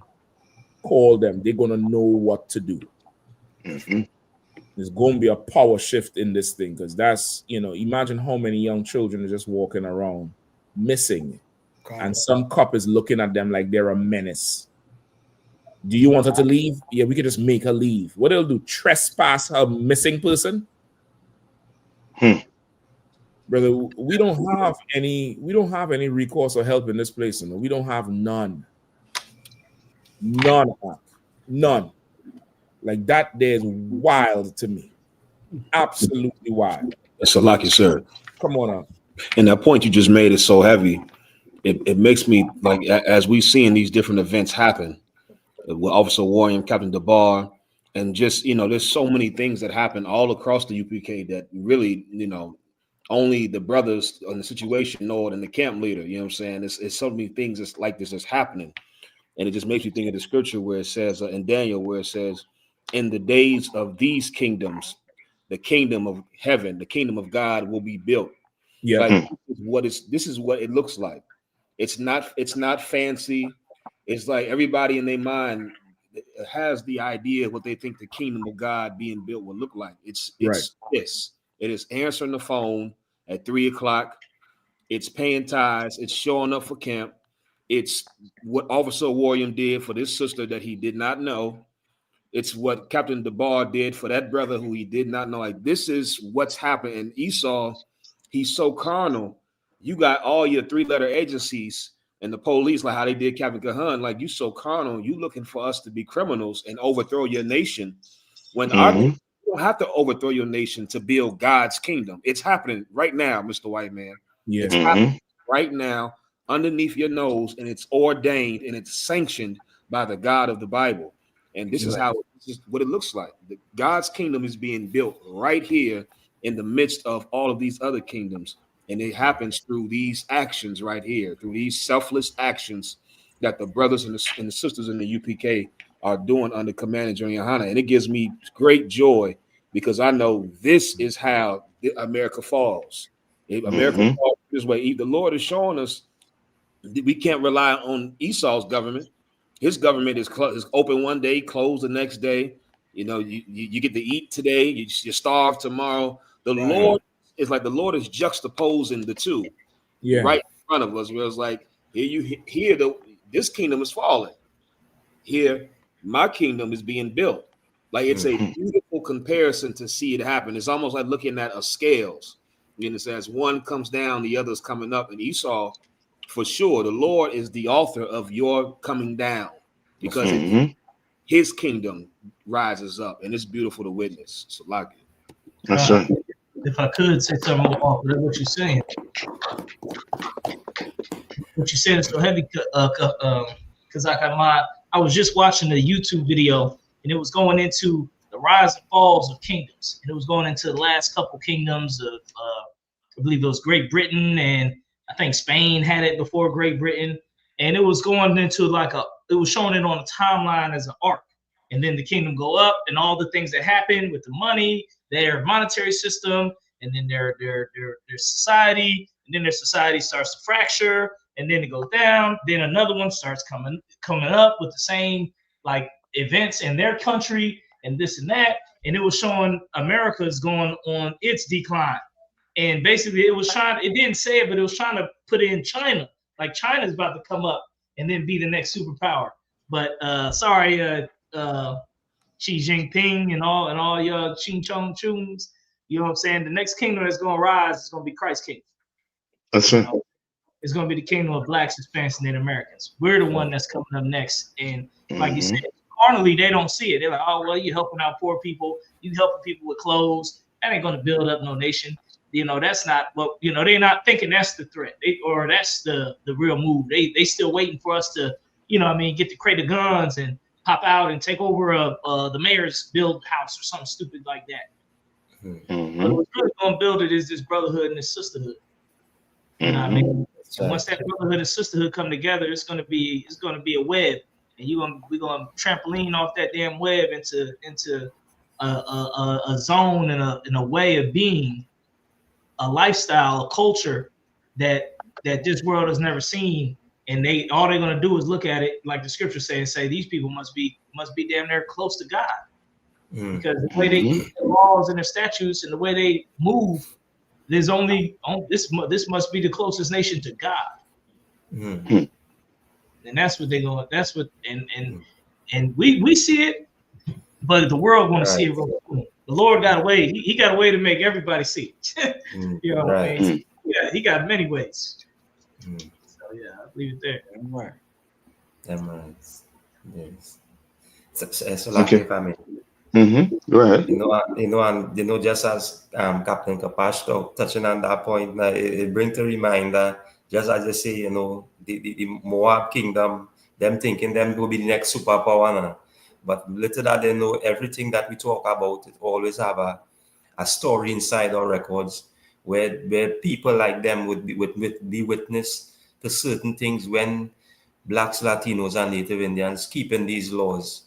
They know to themselves that if they go to come up against us, they know the Lord will defend us because they know the history behind the Lord defending us. Just as the Moabite, I think is in the Apocrypha, where you say, if these people them keeping the law, we shouldn't go up against them. And this is what is being demonstrated right here, you know, in the ISUPK under Command in General. And just like the class, you know, what General Hyman did Monday, and in breaking down, you know, as a child, to be humble. This is how you're going to understand and get the understanding in knowing how to walk after our king, into following everything that is being taught. And the men that follow after or humble themselves as that child, you're seeing it right here, because every brother right now, as we say in the school, following the men and was brought up underneath the men that follow Christ. This is why when we say we follow Commanding General Yahanna, it's because he follow Christ. And we doing the same as well in walking after that footstep. This is why, as we say, we have many examples, just like Captain Dabar Amat and Osa Warrior, being the example and being that spirit. Because now to gravitate or to move is the Lord will actually showing that. So we could come now and talk about it and bring light to brothers and sisters in knowing that there's always a sanctuary, a place to really learn truth and know who you are. Because again, in rehearsing these righteous acts in the land, as we say, of our captivity, in the land of our captives, the Lord, as we say, we pray that the Lord, shine down on me and raise back up this nation to be, as we say, to rule this earth. Because again, with all that is taking place, as we say, we pray to the Most High God every day. We face the east, just as in Daniel say, and we cry unto the Lord every day. Yes, sir. Yeah, man. You all want to touch on a story? Any story you want to touch on particular? Until Cap come back, jump back in. Anyone? Sir, can we go into that Donald Trump getting booed at the game? Come on. Come on.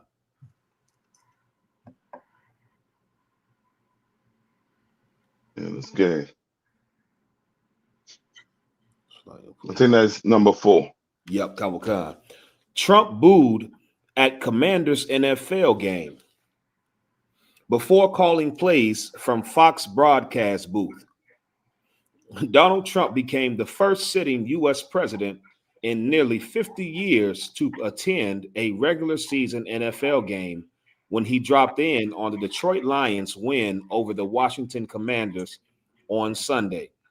There were boos from large sections of fans, as well as scattered cheers at the Commanders' Northwest Stadium when Trump was shown on the screens late in the first half, and again when the president was introduced by the stadium announcer at halftime.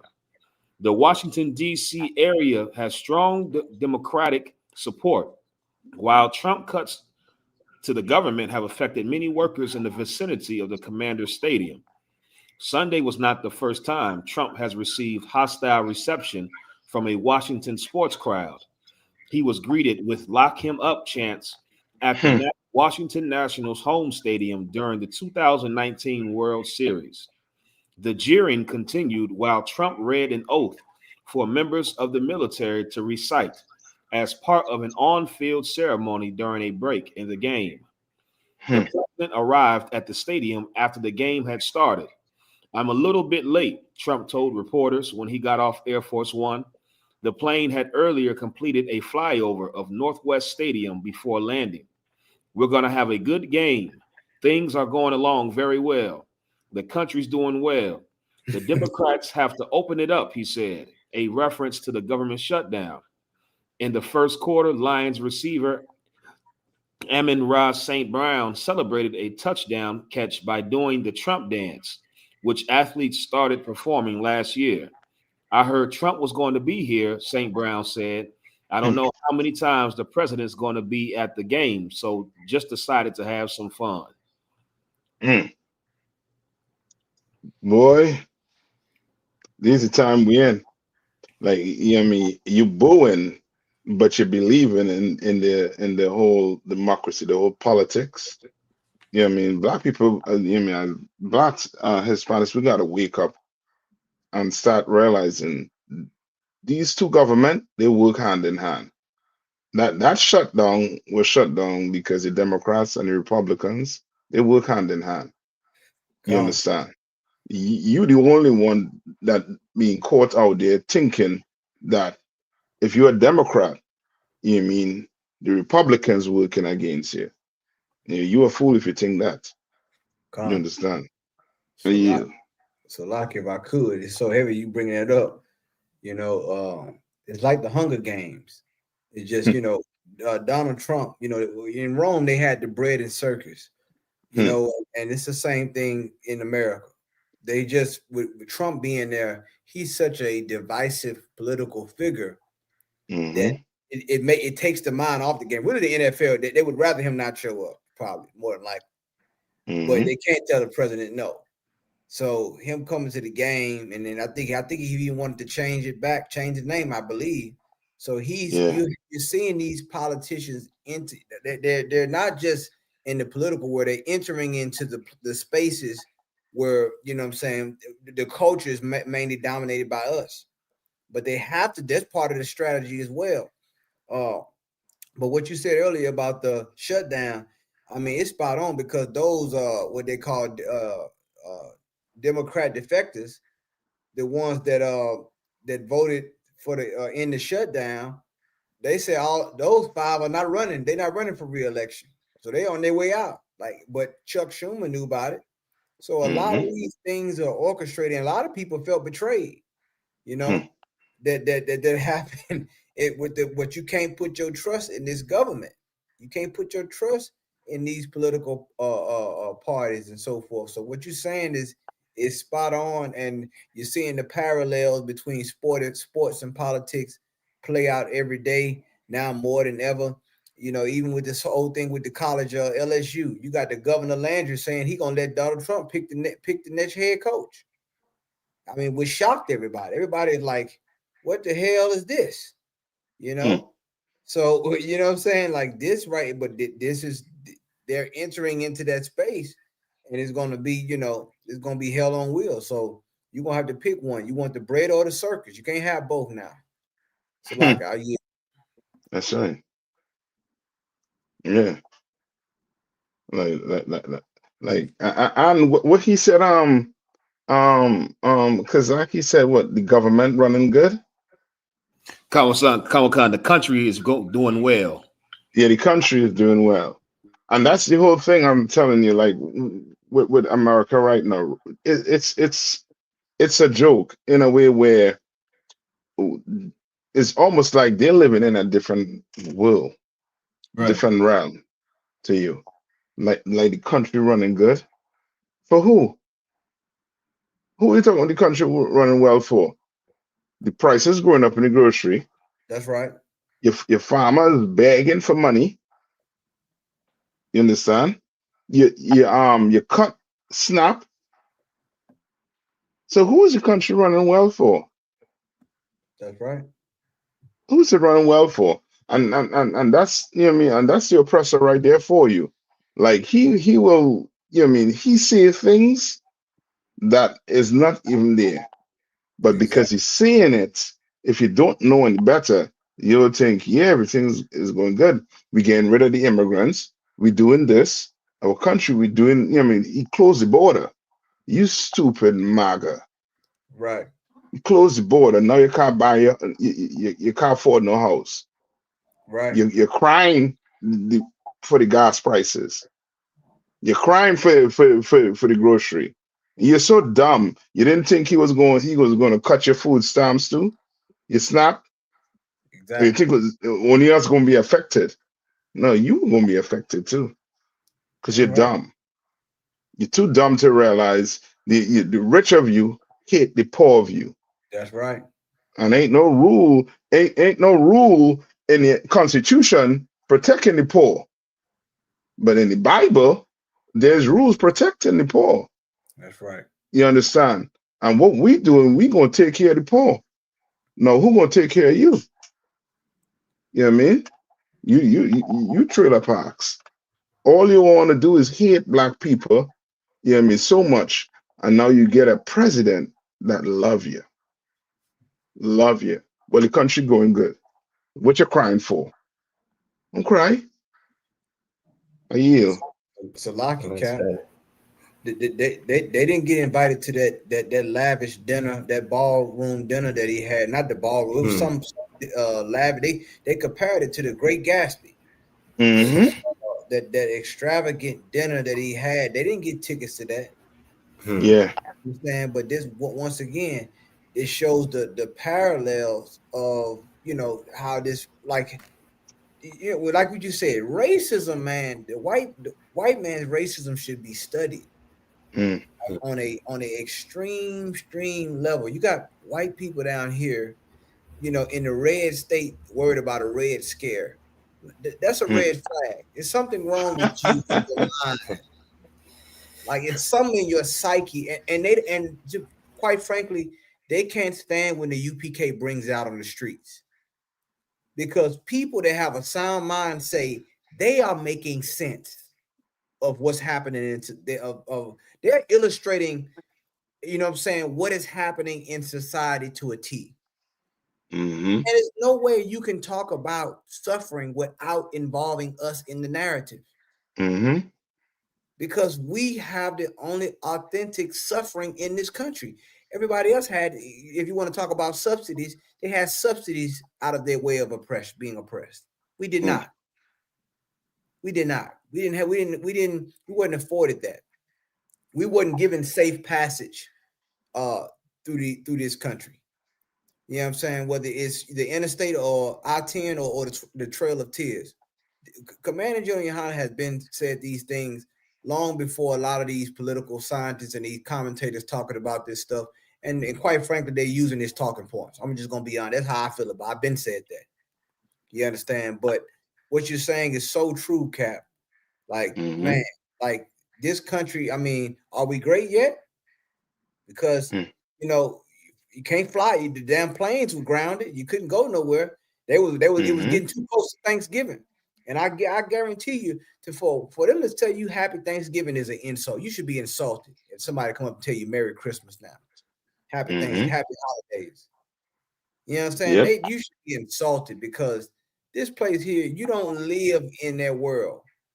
They don't see you. Their problems, they don't even. You got those politicians and the Republicans. Some of them are living on military bases now. They're not even living in the neighborhood. You know why? Because they in a different world. They're in a bubble. They know if the country is doing so great, why is Stephen Miller living on a military base with his family? Why? Why is that? Damn. Why is that? Why are these a lot of these top Republicans living on a military base? If it was so great and everything is so fine, why don't you live among the people that you make policy over? Now that's where it gets interesting at. But they're not ready for that conversation. You know what I'm saying? That you can put an exclamation point or a turning point or whatever other kind of point you want to put on that sentence. But you're not getting away from this. You understand? You're not getting away from the way these policies are and this government. Even when it comes down to the games that he's attended. You know what I'm saying? So I just wanted to say that. So like I yield. What you're saying was so heavy too. You know what I mean? Because brother, I started reading this book. How many of you ever heard about a book called Brainwash by what's your brother name? I think it's Tom Burrell, right? Tom Burrell. Yeah, Okay, he had his own advertising company. You understand? And he said, you know what I mean, some things in there which, you know what I mean, you read the book, you're seeing it being done right now because, you know what I mean, Esau, you know what I mean, okay, the Bible is not his book to go by. So he creates, you know what I mean, he does studies, he does polls, you understand, to his you know what I mean, to push his agenda, right? No, this is something here. I'm gonna just read for you all. So say there are many propaganda principles, but here are a few that I believe were of prime importance in the 18th century. Black inferiority marketing strategy, and that's what they're using today. That's what what's his name? Trump used to get into office. You understand? Black inferiority and the Hispanics in that also too, Mexicans, right? Blacks and the First Nation people, they in it also too. And Trump is from the entertainment world, so he understand the like marketing strategy, like you know what I mean, how to market yourself to certain you know what I mean things that's going on, right? So they said these principles were employed throughout the colonial period of the late 1700s, Reconstruction, late 1800s, the 20th century, civil rights movement, and still survived in modern times. So I'm gonna just give the big ones, right? The four big ones that he said. He said the big lie. So one of his strategies, the big lie, the repeated and consistent articulation of a partial, distorted, or manufactured truth. The country is doing well. The country is doing well. We're doing better. You know what I mean? What was his name? Sleepy Joe. He was a problem. He wasn't doing good then. We're doing good now. And start throwing numbers around. And now you're thinking, well, yeah, the country is doing better. No, the country is not. He's just lying to you. You understand? Then he goes into the other big one, right? Is appeal to fear, the purposeful effort to instill apprehension and panic. That's what you're doing with your MAGA. That's what you're doing with your with your immigrants. Right. They're committing all the crimes. They're doing this. We're gonna get them out. You put me in office, and I'm gonna get them all out. All these criminals. You understand? They're the problem, right? Sleepy Joe ain't gonna do it, so I'm gonna do it. Appeal to prejudice, attacking a value or moral label to floor by well-established perceptions. You understand? Like he's doing that to the so-called to your brothers and sisters, to your blacks again, Hispanics and First Nation people. He appealing to prejudice and then stereotyping. Here we go, exaggerating established perceptions of physical and cultural traits, attaching negative attributes to an entire group. Right. Now you have Donald Trump in office, white people, you know what I mean, MAGA, make America great. You understand? They understand and they already did the study on this whole strategy behind getting your reputation, making other people's reputation look bad, yours look good. Making other people reputation look like animals, and they look like, you know what I mean, like gods, basically. That's right. So now we need him to survive. You tell black people out there, ain't no white man going to heaven. They're like, nah, well then I don't want to go too. Because Right. they can't survive without him. And that's the stereotype they done, you know what I mean, put on us. You understand? For you thinking that you need him to survive. We don't need him to survive. We don't. This government falling, instead of you know what I mean, us come together, we thinking since the government falling, we out, you know what I mean, we panicking. Right. Like what we gonna do? You know what I mean? Right. I mean, we're gonna lose this, you're gonna lose that. We shouldn't be panicking. This is government. Let it fall. So lucky. Yeah, come on. No, Cal, I just want to give it up what you're saying so heavy. And where you brought it out is just so right. Like Christ said, these things must come to pass, man.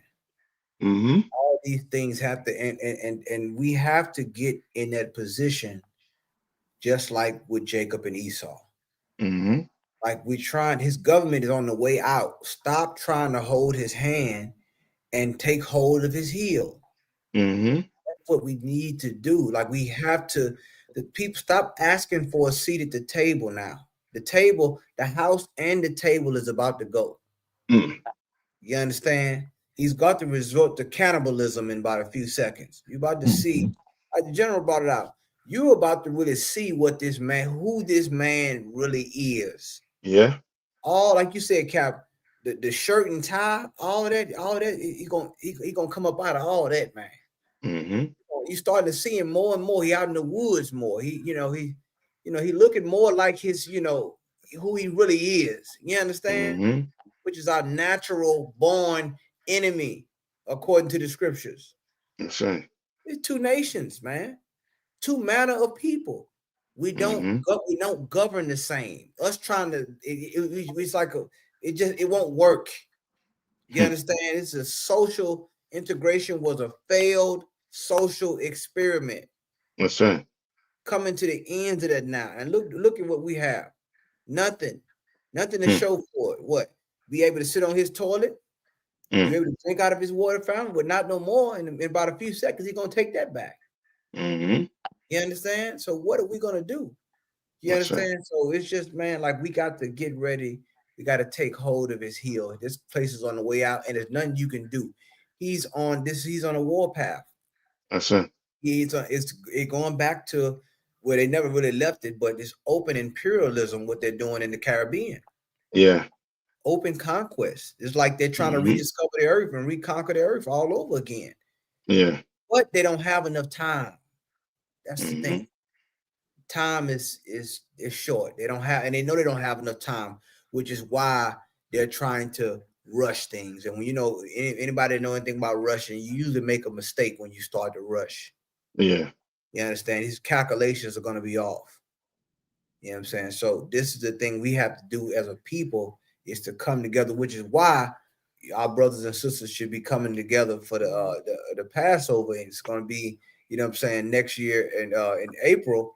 Well, I forgot what's the date, Cap? April 4th in Houston, Texas, man. You need to get out there with Yahanna, man. Well, look, that's right. We see our brothers out there and sisters out there trying to break off and do different things off the grid and things like that, man. And they stay looking for community. Well, guess what? You should come down to get in contact with Commander General Yahanna, the ISUPK. This is where you build that, man. This is where you're going to get that universal practical knowledge, because you're seeing what is happening with this government. Everybody, there was an article that in the New York Times that the headlines read that this government is not working for us. That was the New York Times headline. This government is not working. So in other words, just say what it is. This government has failed. That's right. We already know it didn't work for us. But it's failing them. It's not designed to work for us. Designed to crush us and use us as a base for them to have their white supremacy. Now it's starting to self-implode. There's a civil war going on inside the MAGA movement. That's right. Since that Charlie Kirk got unalived, there's a power struggle that's happening right now in the MAGA movement. Nobody want to talk about it, but it's happening. You understand? There's a lot of infighting. They're trying to keep the facade of that we all unite. No, they're not. No, they're not. And it's going to get more violent as they start to have difference of opinions and different way of how they want to have America 2.0. And you're going to see that. That's why you should step back and get out the way. That's right. Turn to your God. Turn to your Constitution. You understand? Which is the Holy Bible. So that's right. I yield, sir. That's right. That's right. Anything else? So, like, this I was gonna look issues with the camera, but I was hearing everything you're saying. I think we're good to go now. Freeze again. If it freezes and it seems like you ain't seeing it moving, just let me know. Come on. You know what I mean? But like what you were saying about Trump there, like really Trump is their Messiah. And Trump is he's their Caesar Borgia, he's their Jesus Christ. Like you see, Christ died for our sins. He's taken away white guilt from America. That's it. Yeah. Makes them feel so good about themselves. And he's like their Jesus. That's why, like what you were saying, the football coach said, I'm gonna let Trump pick the next football coach. Yeah, like I told you, I listened to Trump calling that Commanders game. Commanders get their ass washed this weekend. Trump up there, analyze. The football is a lot like life. It's the good, the bad, the ugly. You can't give up. You got to run the routes. You got to know what you're doing. Sometimes, the shit just don't work. You can't quit. I'm like, well, I think we found your true calling, Mr. President. You need to just, buy a set of headphones and a mic and give up the Oval Office. You know what I mean? Like it's so crazy. It's like they really he's taking away their white guilt. He's delivering them from their sins. That's in the past. And that MAGA movement, you know, it done reach to Europe. It's called the MAGA movement. Make Europe great again. It's a full and total buy over right now. Wow. You know what I mean? That's what I'm saying. He's having that effect worldwide. And who knows if this is, as we build the 144,000, who knows if he's building that 666? Right. That's right. He's pulling them all the way together worldwide. So lock it, Cap. Come on. Now, it's heavy. You mentioned the 666. I made a post on Facebook. I said, y'all mad about him making the ballroom, adding the ballroom to the White House. Right. Wait till he turned the Pentagon to a hexagon. Oh, shit. Yeah, wait till he turned the Pentagon to a hexagon. Listen, Trump is going to turn this thing into a whole Trump. It's going to be the United States of Trump. Yeah. That's what it's going to be. It's going to be the United States of Trump. If you down football team, you want to change RFK Stadium to Donald J. Trump Stadium. You know, that's why he went to the damn football game. You know, they booed the socks off of him. You know, I don't know why he put himself through that torture. You know what I mean? Me, I'm talking on Zoom. I know y'all don't like me that much. I'm talking on Zoom. Push a button, I'm done. You fly over down to Andrews, fly over the damn stadium, take a ride up there, and everybody booing you. So, like it, sir, and what you said, that's so heavy. The point you made, where Donald Trump is their Jesus, he's their savior, in the sense of how, since he's been in office, he has galvanized white people to completely feel innocent, and like what you said, how he wipes away the white guilt. Like Donald Trump, the one thing that I've noticed since he's been in office, because I came into the school right during the election, the first time, and so like I'm able to see the change in sentiment of white people, and it was like Obama was the start of making white people start to feel, okay, well, listen, we gave you niggas a brown one. You niggas got a brown one in office, so now y'all got to stop the complaining. Right. And then it was Donald Trump got in, and it was like he took it to a level where it's like, you know what? I'm a white man and I'm proud.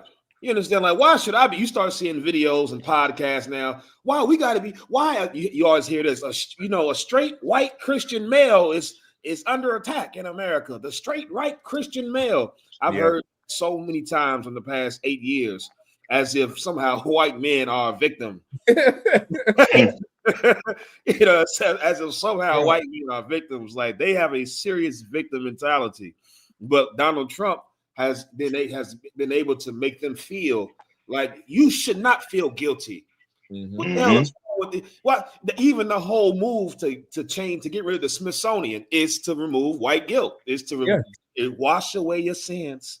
It's to make you clean, even though your sins be as a scarlet rag, white America, and a deep scarlet rag was because you spilled a lot of blood. Yep. Trump to wash away all the dirt and all the blood that you've committed, so you can feel good about who you are. Thank the Lord that Donald Trump, you understand, is your savior and not our savior, and not the savior. Yep. Christ is going to remember that blood. Hell yeah. Christ is going to he's going to see your blood with more blood. I'll see your one with one. Right. And he's going to remind you just how bloody you've been, and you're going to be in it. He definitely is that. He's taking that weight off of them that they couldn't stand, and it's reaching to Europe. The brother showed me a battle they got into at camp. And there's a whole movement now where before, in the last maybe 2 or 3 years, you could battle a Edomite at camp and they'll say, yes, slavery was wrong, and they'll mention the Quakers, and they'll mention, what's the fool's name? William Wilberforce, who is a famous abolitionist. The brother showed me a battle they got into 2 weeks ago out in Leicester, and they're battling this white man about slavery. And the white man say, what's your problem? We freed y'all. And I was like, yep, the poison has reached. It crossed the pond. They're stepping into it now.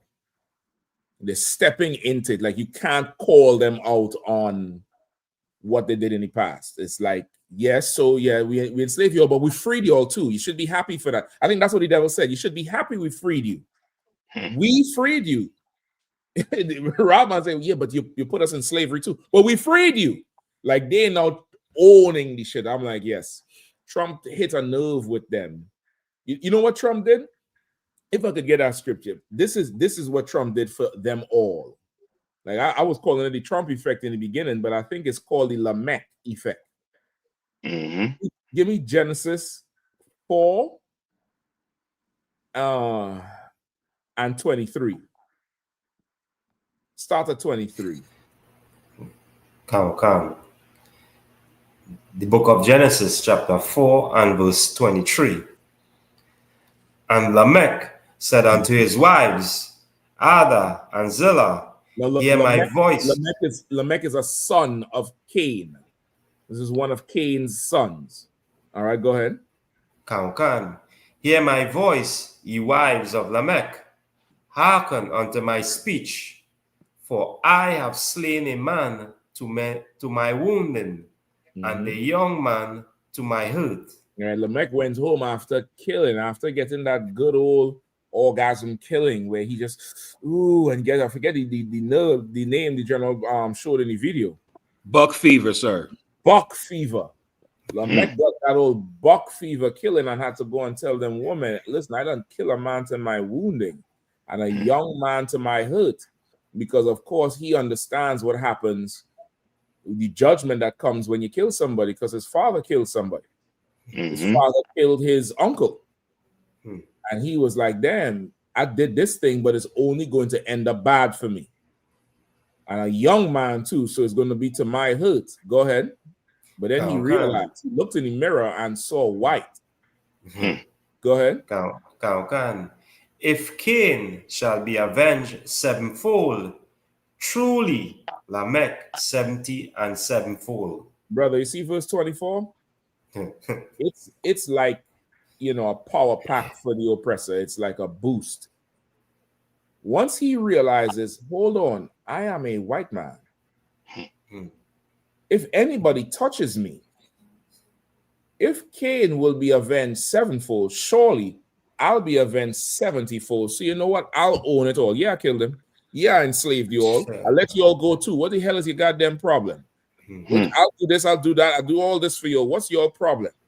They're going to be so emboldened, and it's going to make them go down into the war. It's going to make them go into the war. It's like the Lord is stirring up their pride just so he can, have that battle against them. That's right. You know what I mean? And like I say, it's spreading throughout the earth. It's spreading. I see the article today. The brother sent me from the UK. It's called From MAGA to Mega. Make Europe great again. I'm like, so what y'all going back to? Throwing piss and feces out the window and the Black Plague? That's what you're going back to? Right. You're going back to abroad bathing twice a year under that frock smell like a latrine. That's what you're going back to? All right. Okay. Enough said.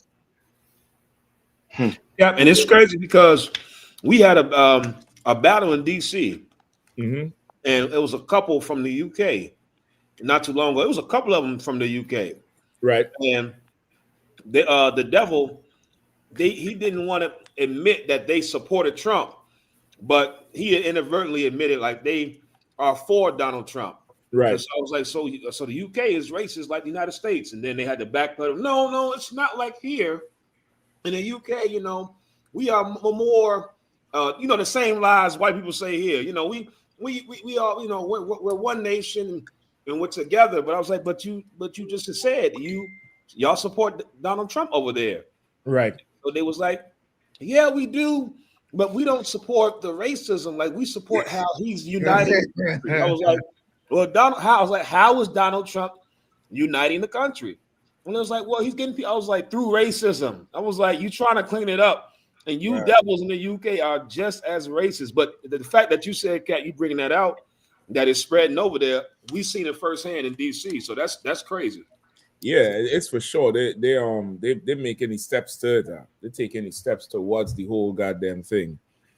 And it's going to be ultimate white supremacy. You know, at one time recently, in the last 2 or 3 weeks, they was painting the King George flag, you know, that cross, the red cross, everywhere, because they feel like they're losing the country to these Palestinians and these Pakistanis with all the protesting and shit. And the government started sending workers out to paint over the flags on public areas, because they was painting it on the road, on the walls, everywhere. It was like a huge thing. And that pissed off the younger generation public, saying like, how is this unpatriotic? How is this a crime? How is this vandalism? We losing our country. It's giving that whole crusade vibe again. That St. George flag is the crusade symbol. I'm going to show it to everybody who may not be familiar. When you see it, you'll know exactly what it is. But that St. George flag or King George flag is is a symbol of, you know, Christianity and their supremacy in the UK, right? And it comes from the Crusades. It comes from them. What do they call them? Is the Templar Knights? Is that them? Knights Templar. Yep. It comes all the way from them on back when the war was fought against who? The Muslims, and it's there again. You understand? You're seeing it there again. The whole thing is coming back again. So, like, the Lord making sure this place goes in the direction He wants it to. You know, if you pay attention, you see the red and white. So they would paint these things all. Y'all could see it. Is it up? Oh shit, still up. No, we can't see it. Okay. They would paint these all over the UK on different things, on the little roundabouts. You know what I mean? And the UK government would send out workers to repaint it. And they would get angry because the government making so many cuts. The government was making so many cuts, budget cuts, saying they don't have money, they don't have this. And the public is like, where the hell y'all getting the money to pay people to do this shit? And y'all saying y'all don't have no damn money. Like, this is a roundabout, just, like an intersection. They just put it to make the intersection easy. And they would just paint over the damn thing. They just paint it everywhere on walls, hang the flag. They would just get ultra, Britain. Britain first. And, it's all coming in together with what Trump is doing. You know what I mean? If I could jump in there. What you're saying is heavy because our people do not realize. Our people do not realize what's coming. When you read in the scriptures, there's a prophecy that the Lord talked about, and he said, "Wake up the mighty man." Wake up the mighty man. These countries are not going to go into World War III without a good, strong constitution of the public behind them. Right. Like, when you have such a weak public, you don't really want to jump into another war. Look at Donald Trump when he came in. The public, we don't want no more wars. Donald Trump, I'm going to pull everybody out, this and that. So when you don't have that public support, it's hard to get to manifest the wars that the oppressor need. But the Lord said He's going to wake up the mighty men. They're going to turn their plowshares into swords. It's not about to be a time of great peace or some great awakening of love is about to return, and all that shit is over with. So our people don't understand. ISUPK, we understand. That's why we're getting prepared. That's why we have group chats. That's why we work on the things we need for survival and leaning on each other and practicing brotherhood and getting ready for them type of days and times where we have people that we would die for on our team, But our people they nowhere near understanding what's about to come. Like it's going to get worse than that. You think, they paint flags. Next, they'll be erecting castles, or they'll be taking over parts of town, putting roadblocks up. It's going to be even more. You think all these ICE agents going to go anywhere? That may evolve into a whole nother sector of government. And so, but it's all to wake up the heathens for World War III. Right. But until they really all the way in the Valley of Jehoshaphat, in that Armageddon, in that what's another term for it in the scriptures? That's that Middle East. Until they're all over there, they're gonna be still over here. And we're gonna have to be dealing with it. So if you're a brother or sister, you get down with UPK. Start sending them tithes in.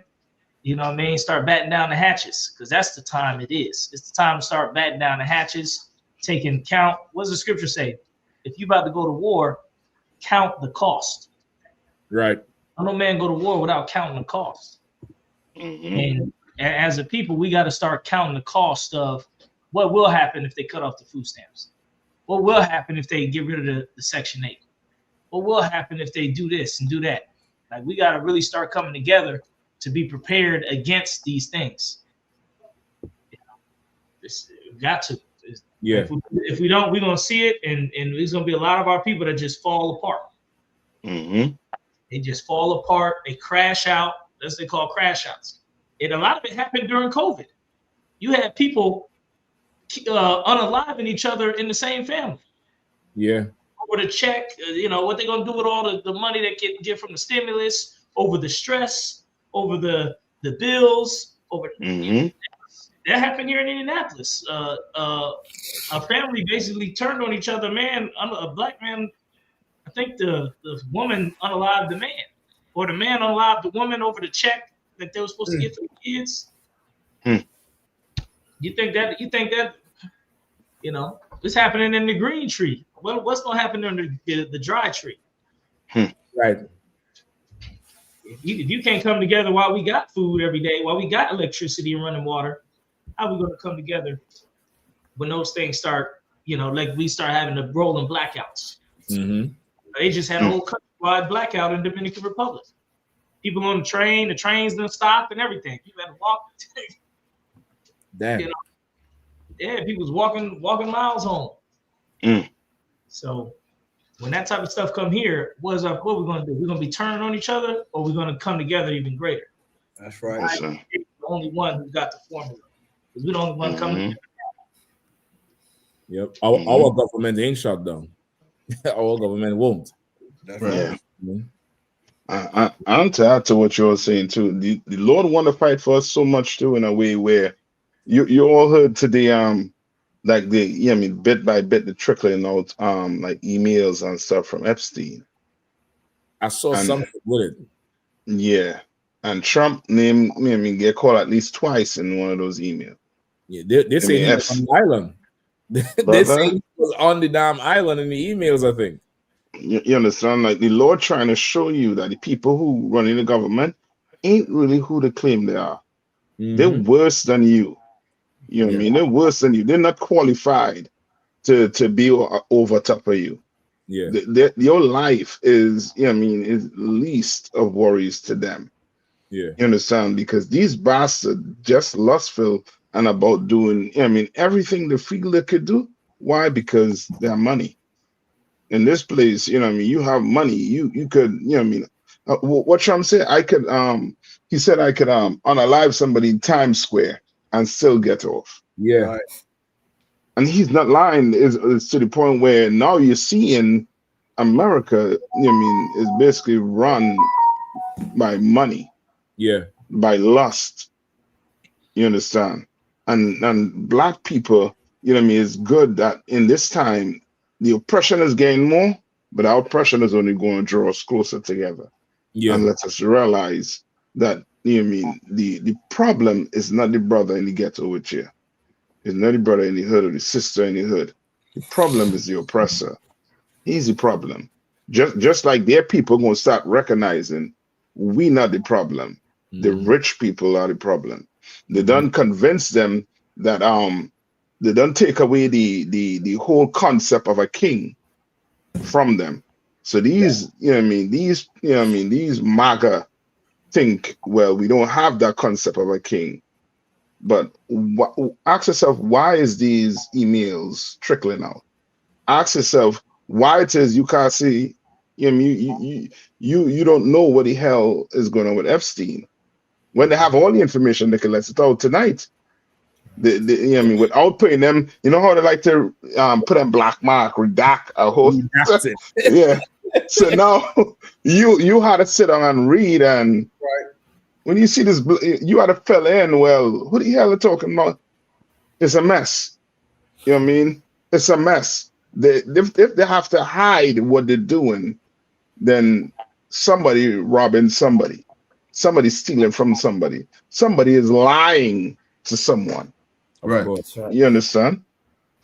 Yeah, so like, you go ahead, yeah, that's a little note now, right? So I forget you want to read over here in Disneyland with he tell us it's not 1:30 in the morning, but I forget you real time, it's gonna be like this until next year, so I'm whatever you need to drop, just drop out. Okay, no sweat. We're gonna be wrapping up soon too, so it's all good. All right, then let's up there. Yeah, but sure. Yeah. So Carl, I don't know if you wanted to play that video real quick, because I do want to touch on that story with Panama and boy. Trump sending some poor battalion down there in the jungle in Panama to trade. Yikes. Come on. I was wondering, there's a interesting video I saw of a Louisiana. I think he's running for Senate or something like that. And this campaign video is just, it goes to the point of, like you said, Lamech, it goes to the point of, them reinforcing white supremacy and whiteness in this country, man. So it's just, this is now. I want to just preface it with this for those who about to see the video. Now, you don't know if you're watching somebody who's selling guns or doing something for a gun show, or you don't know if somebody's actually talking about doing something for America. Right. Man, so this right here, are we talking about a politician or a person that's are we talking about Rambo? I don't know. We'll find out. I voted to convict President Trump. I'm Blake Miguez, and I'm running for the U.S. Senate because Bill Cassidy sucks. I'm a 7th-generation Louisianan and a world champion sharpshooter. Only politicians like Bill Cassidy can't shoot straight, but I can. Ultra-processed foods are slowly poisoning our children. Cartels and gangs have invaded our country with violent crimes and drugs. Far-left Marxists are attacking and destroying American culture.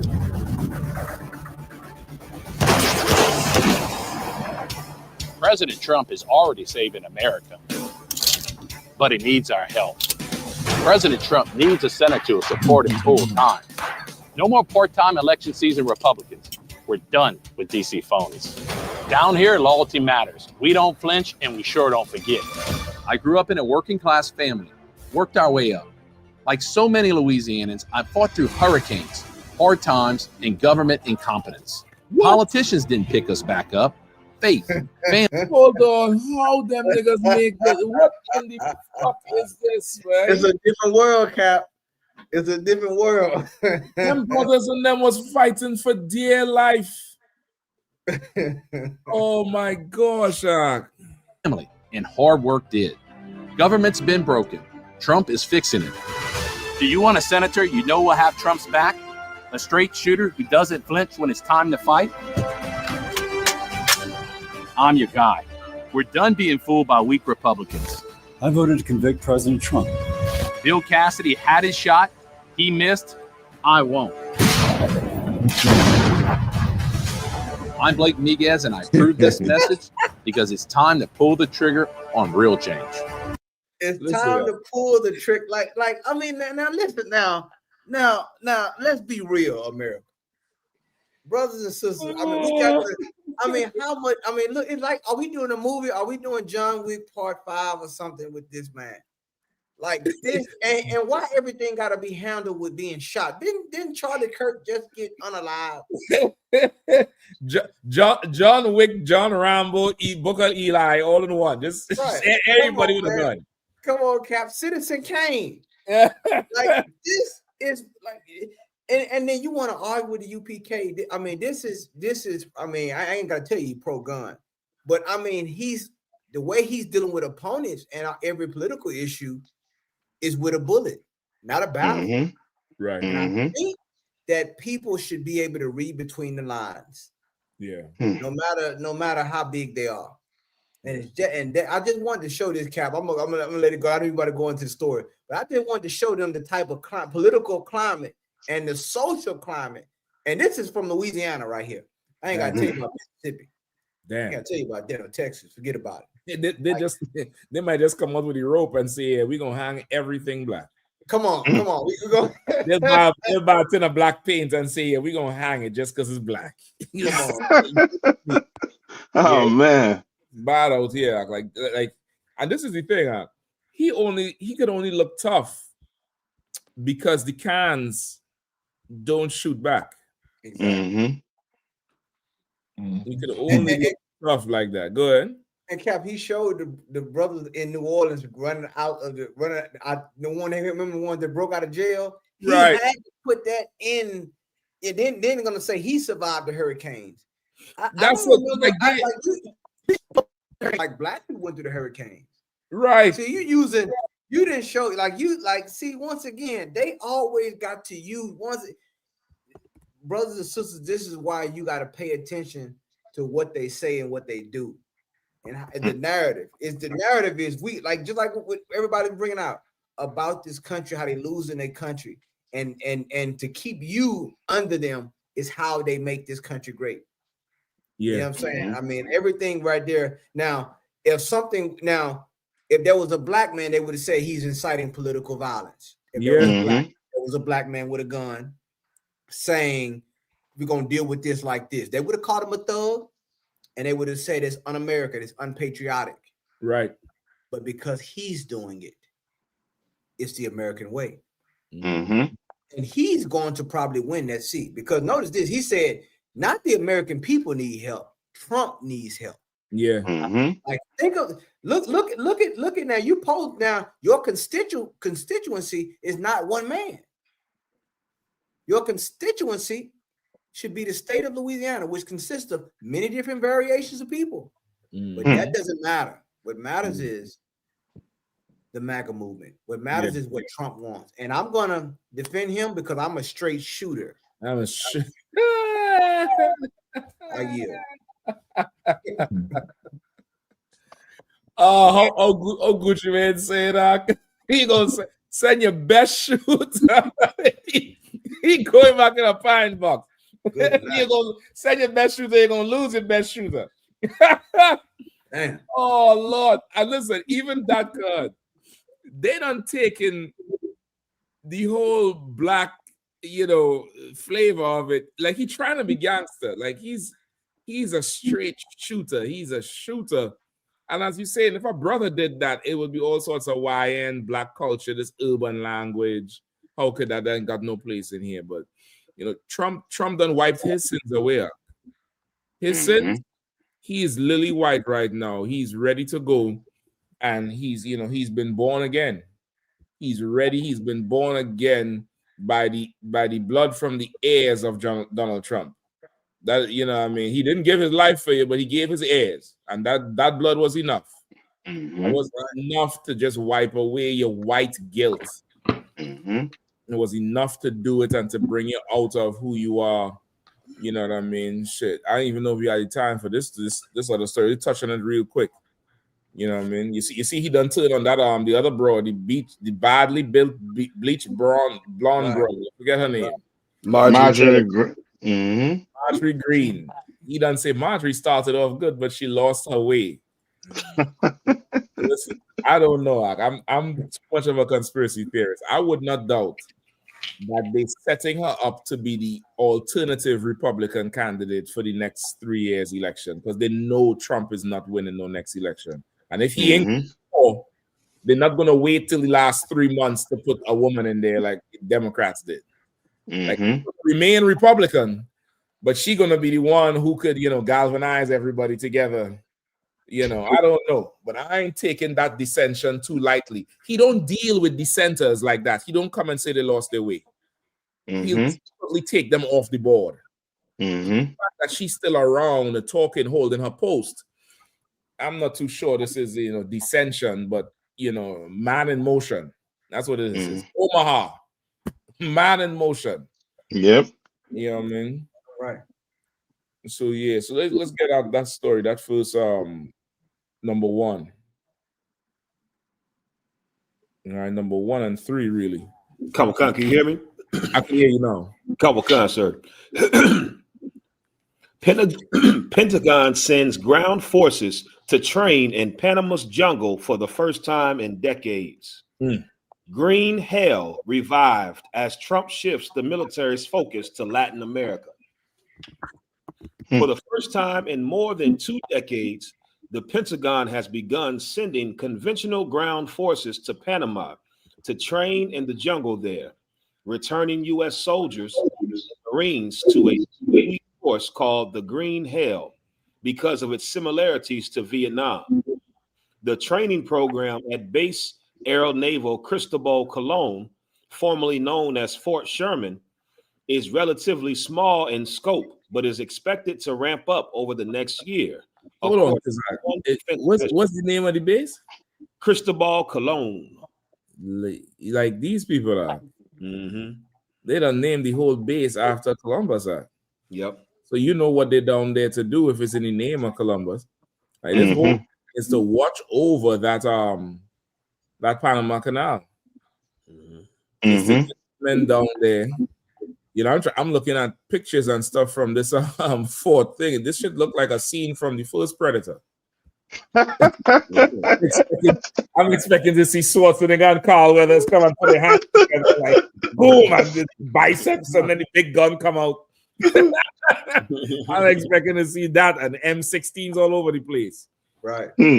Like they're down there now to start to really police the backyard. Like America is really exercising their power as the world police. You know what I mean?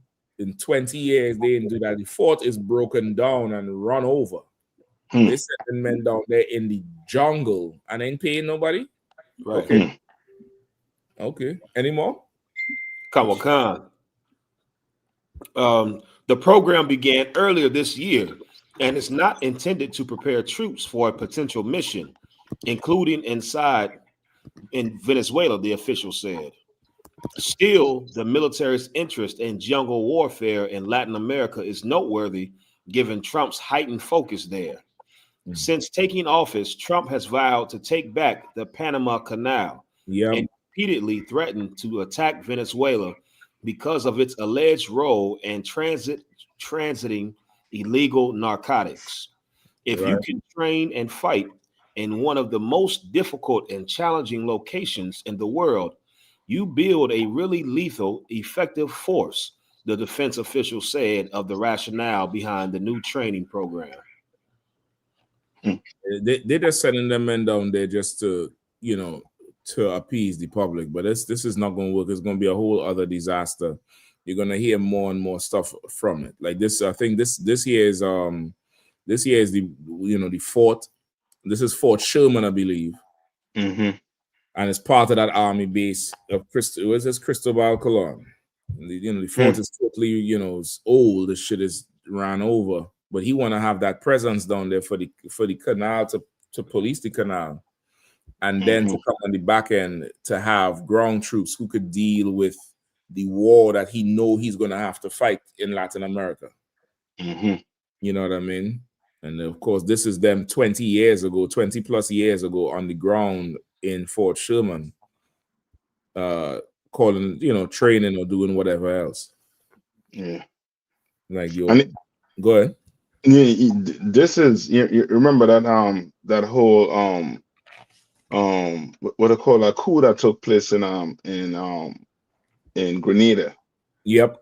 Right. What they also saying too is almost like that whole thing with Grenada was for America to show the might because they had just got the tail whoop from Vietnam. Yep.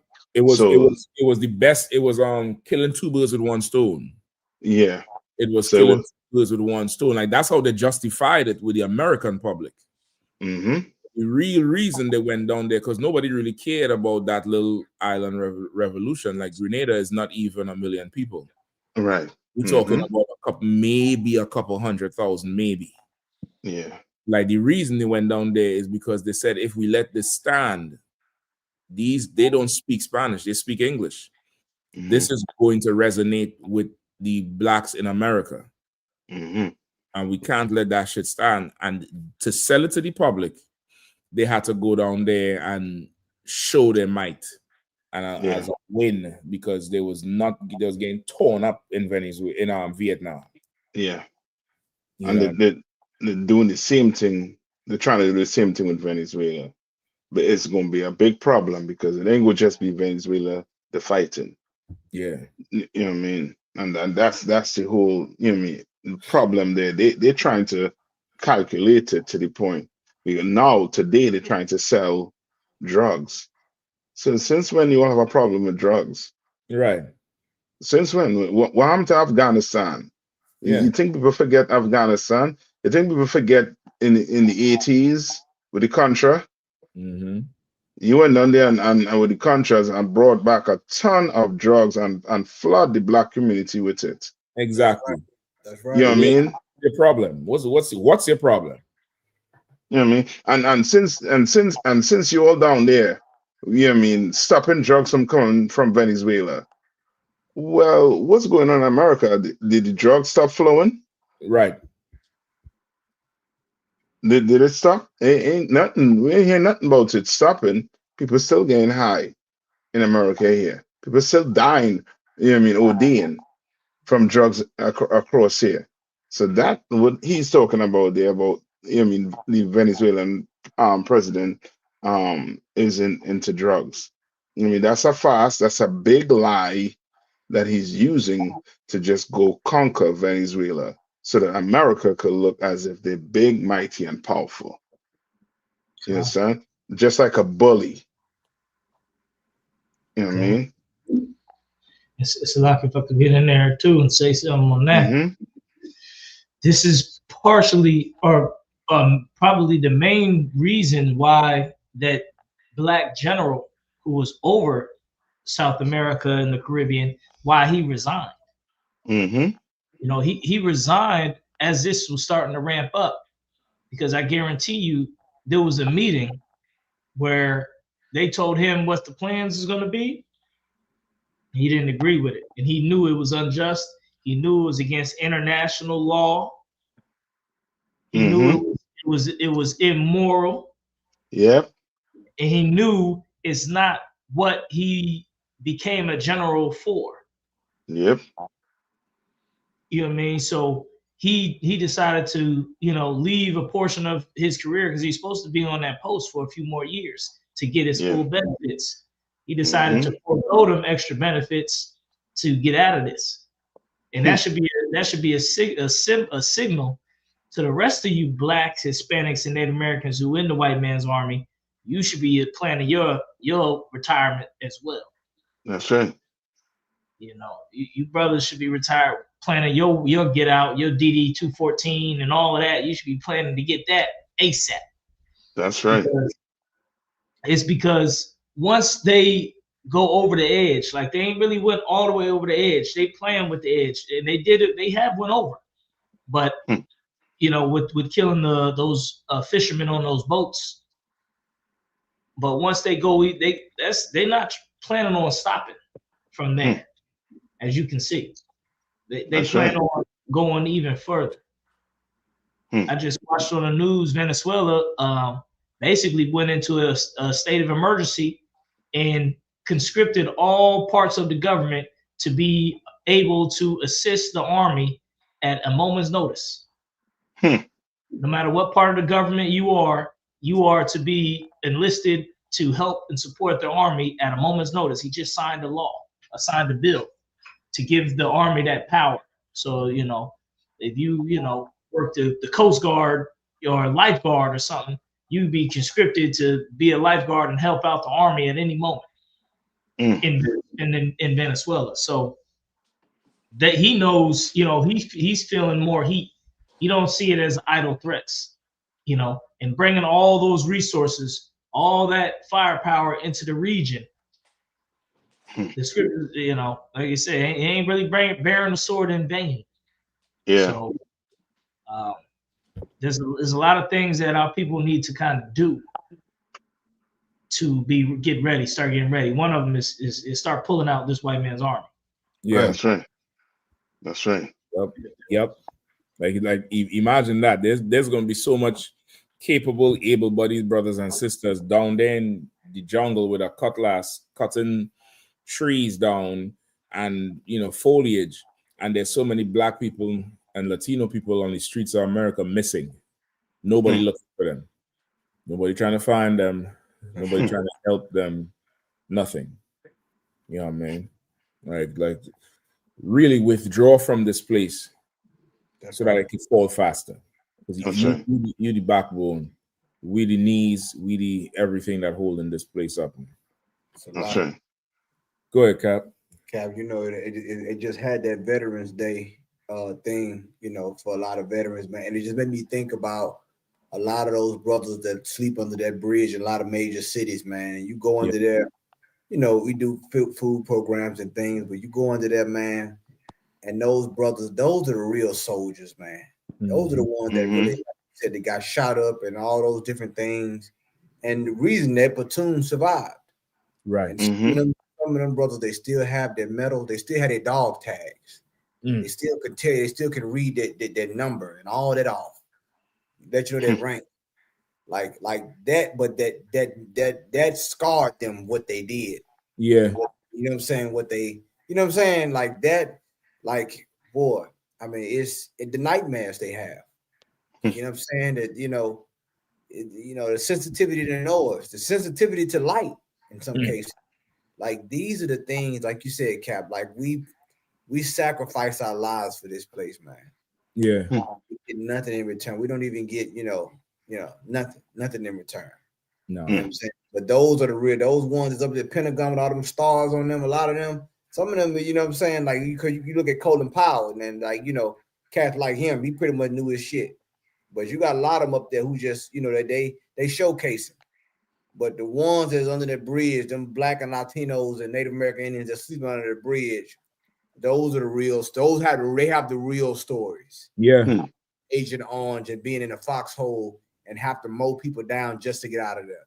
Oh. Those they have to drink a fifth of Jack Daniel just to stay warm in the winter and to get sleep. Yeah. Like that, they don't want to have those conversations. No. But that's what war for this man has done for our people. Yeah. No, you're right. You're so right. Like that Veterans Day is a farce. America don't give a damn about you serving them. They don't care. They use you, abuse you, and send you back. They give to who they want and make a photo up and a video about it to make everybody think they're taking care of their own. But they're not. And to add to what you were saying too, is the proof of that is the real Veterans Day, which was called what do call it? I forget the day, something Decoration Day or something like that, with the brothers in South Carolina, where they say the kids were marching in front. They say circle that camp with the woman and then the men, then the Union soldiers. I think that's the one that's for Memorial Day. I think that's what Memorial. I think that's the one you're talking about. That's the one that started with brothers. The Memorial Day. I think it's the Memorial Day one. Okay. Like it started with us honoring the dead of ours. And they saw it and then damn near took the damn thing. But shit, brother, the way how we contribute to this place, I wouldn't doubt it. You peel back all the files and everything, you'll find out that everything starts from us. That's Yeah. You know what I mean? Everything started from, you know, how we operate and how we do, because we are the people with the class in here. Like, it's not, you know what I mean? If I could, Yeah, go ahead. you'll find out really black people basically run America and probably been running America. Mm-hmm. Pretty much everything that's been working in America was presented and executed by black people. Yep. And the oppressor, Latino. Mm-hmm. and Latinos and Native Americans. And the oppressor, all he has done is been able to brutalize, kill, steal, and destroy enough to covet the highest seats of power. Basically. You know, while we basically run this country and make it great. Yep. Yep. Listen, man, that's why everybody, April 4th, 2026, Houston, Texas. Make it down to Houston, Texas, man. Come on down there, get with the Passover. Commander General Yahanna, we going back to the ranch. He done had the whole ranch laid out for you. We're going to be out there. Make sure you get down there early, though. I think the week kicks off, April 1st, with the lamb slaughter. You know, Captain Akkad, big up Captain Akkad, always hosting that lamb slaughter every year. This year, boy, it's going to be an amazing, amazing feat. I would tell you, get down there Monday. Get down there Monday. Check into your hotel Monday night so you could sleep in late Tuesday morning. Get up, let the kids get acclimatized to Houston. But Wednesday, you want to be there on that ranch early. Because I fill them in, brother. I think you might know better than me. Come on. Kawakan, sir. Wednesday, April 1st is the Passover week kickoff. You understand? It's going to be excellent. It's going to be so many events that day. Rides for the children, the petting zoo for all the farm animals. It's going to be fishing. I hope y'all not scared of worms, because we're going to definitely have fishing. Archery for those that want to get their Hunger Games on. I'll be shooting for the district. Right. Archery. There's going to be, of course, food and drinks galore. I know you sisters. I hope you sisters bring them boots and your hats, because it's going to be line dancing, boots on the ground. You understand? Zydeco style. Zydeco. I'm going to get my hat for that shit. Right, Kawakan. And then there's going to be a 3-point shootout for all the Steph Currys, all the brothers that, you know, they got a good jump shot. There's going to be a 3-point shootout. So, we, you know, cash prize for the brothers that can shoot. So, you got to be there Wednesday morning to register for the raffle, the cash raffle for the 3-point shootout.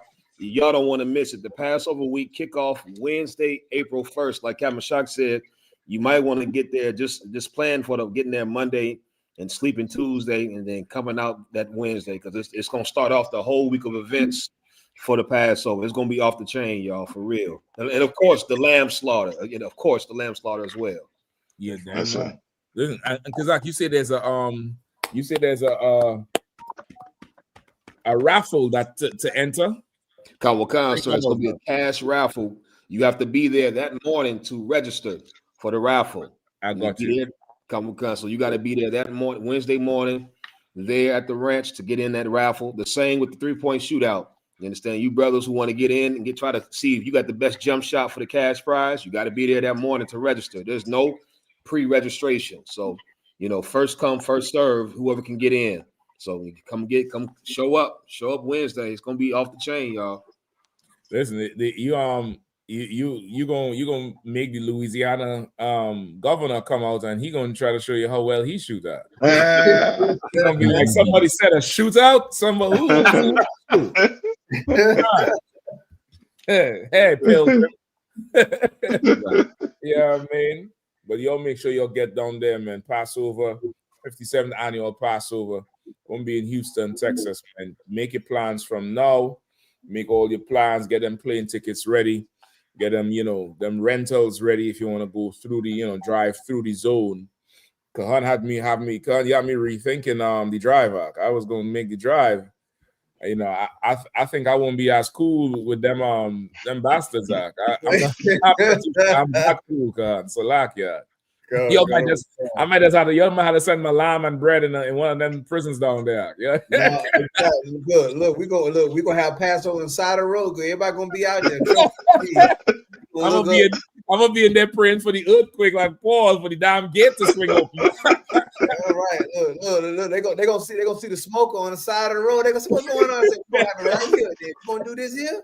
Oh shit.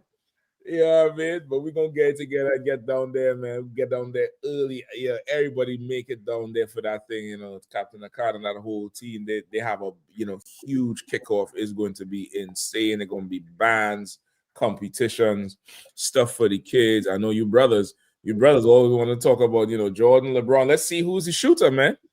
Let's see who's the shooter. Let's see who is the shooter. Yeah, man. Listen, don't be surprised. They add a few more events.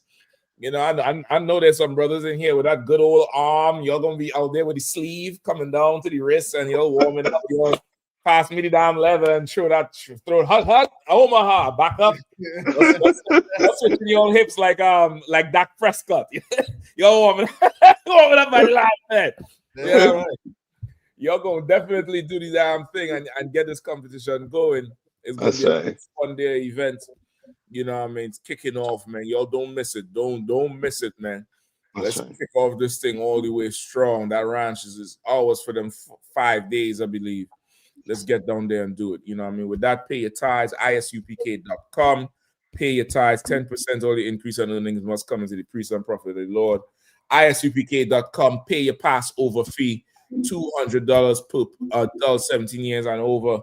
Pay that thing from now, man. Knock that thing down. I keep telling you, use them credit cards, man. Pay them things early. You have months to pay it off, man. That shit could just be for Passover. Like this thing could be done if you really want to do it. If you're really willing to do it, it could be done. You know what I mean? Could be done. Don't hold yourself back. Again, to the usual suspects who always on every night. Everybody in the chat too. I big you all up this time. Next week I'll get to you all. You know what I mean? But the usual panel, Captain Fact holding it down, holding on the South Jamaica. Right. All that. Cap, we had to get Jamaica on maybe next week, man. Talk about that hurricane and all the work. Yeah, for sure. On next for sure, man. It slipped my mind today. You know what I mean? Also, Captain holding down the South. You know what I mean? Spearheading that Passover again is going to be outstanding one for sure. We know. And Captain Kapash, you all know him. He needs no introduction for sure. Holding on back and forth through the Caribbean. Been brothers strength, doing amazing work with brothers. Just like Warrior found and the bar found, helping and trying to strengthen our brothers. And like I say, it takes courage to help Israel, man. It takes courage to help Israel. You know what I mean? And of course, Kazaka officer, a warrior. And Officer Kazakai mad, holding it down. Officers running down for Baltimore and DC, back and forth, switching one up, one down, next one up, next one down. These two brothers there is really helping and working these zones and helping these brothers out, you know what I mean, and bringing them up to a level and a standard in the spirit of the Most High and the spirit of the Lord.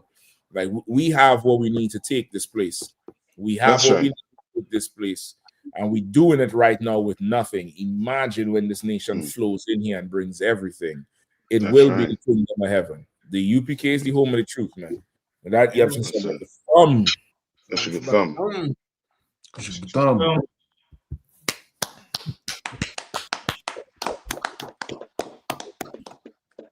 Shalom, Israel. It's that time again. The ISUPK, under commanding General Yahanna, presents the Lord's 57th annual Passover. That's right, the Lord's 57th annual Passover, April 4th, 2026, in Houston, Texas. All Black, Hispanics, and Native Americans are commanded to observe the Lord's Passover. This will be the biggest Passover to date. You do not want to miss this. Fresh lamb, fresh wine, and bitter herbs as commanded by the Most High. Only $200 per person, ages 17 and up. The biggest event of the year. There is only one Passover, and it's under commanding General Yahanna. See you there, Israel. Shalom. Nobody else there to compare to. Train for war, men of war, and warlike apparel. Prefer our leaders, can't get between us. Watch where you stepping.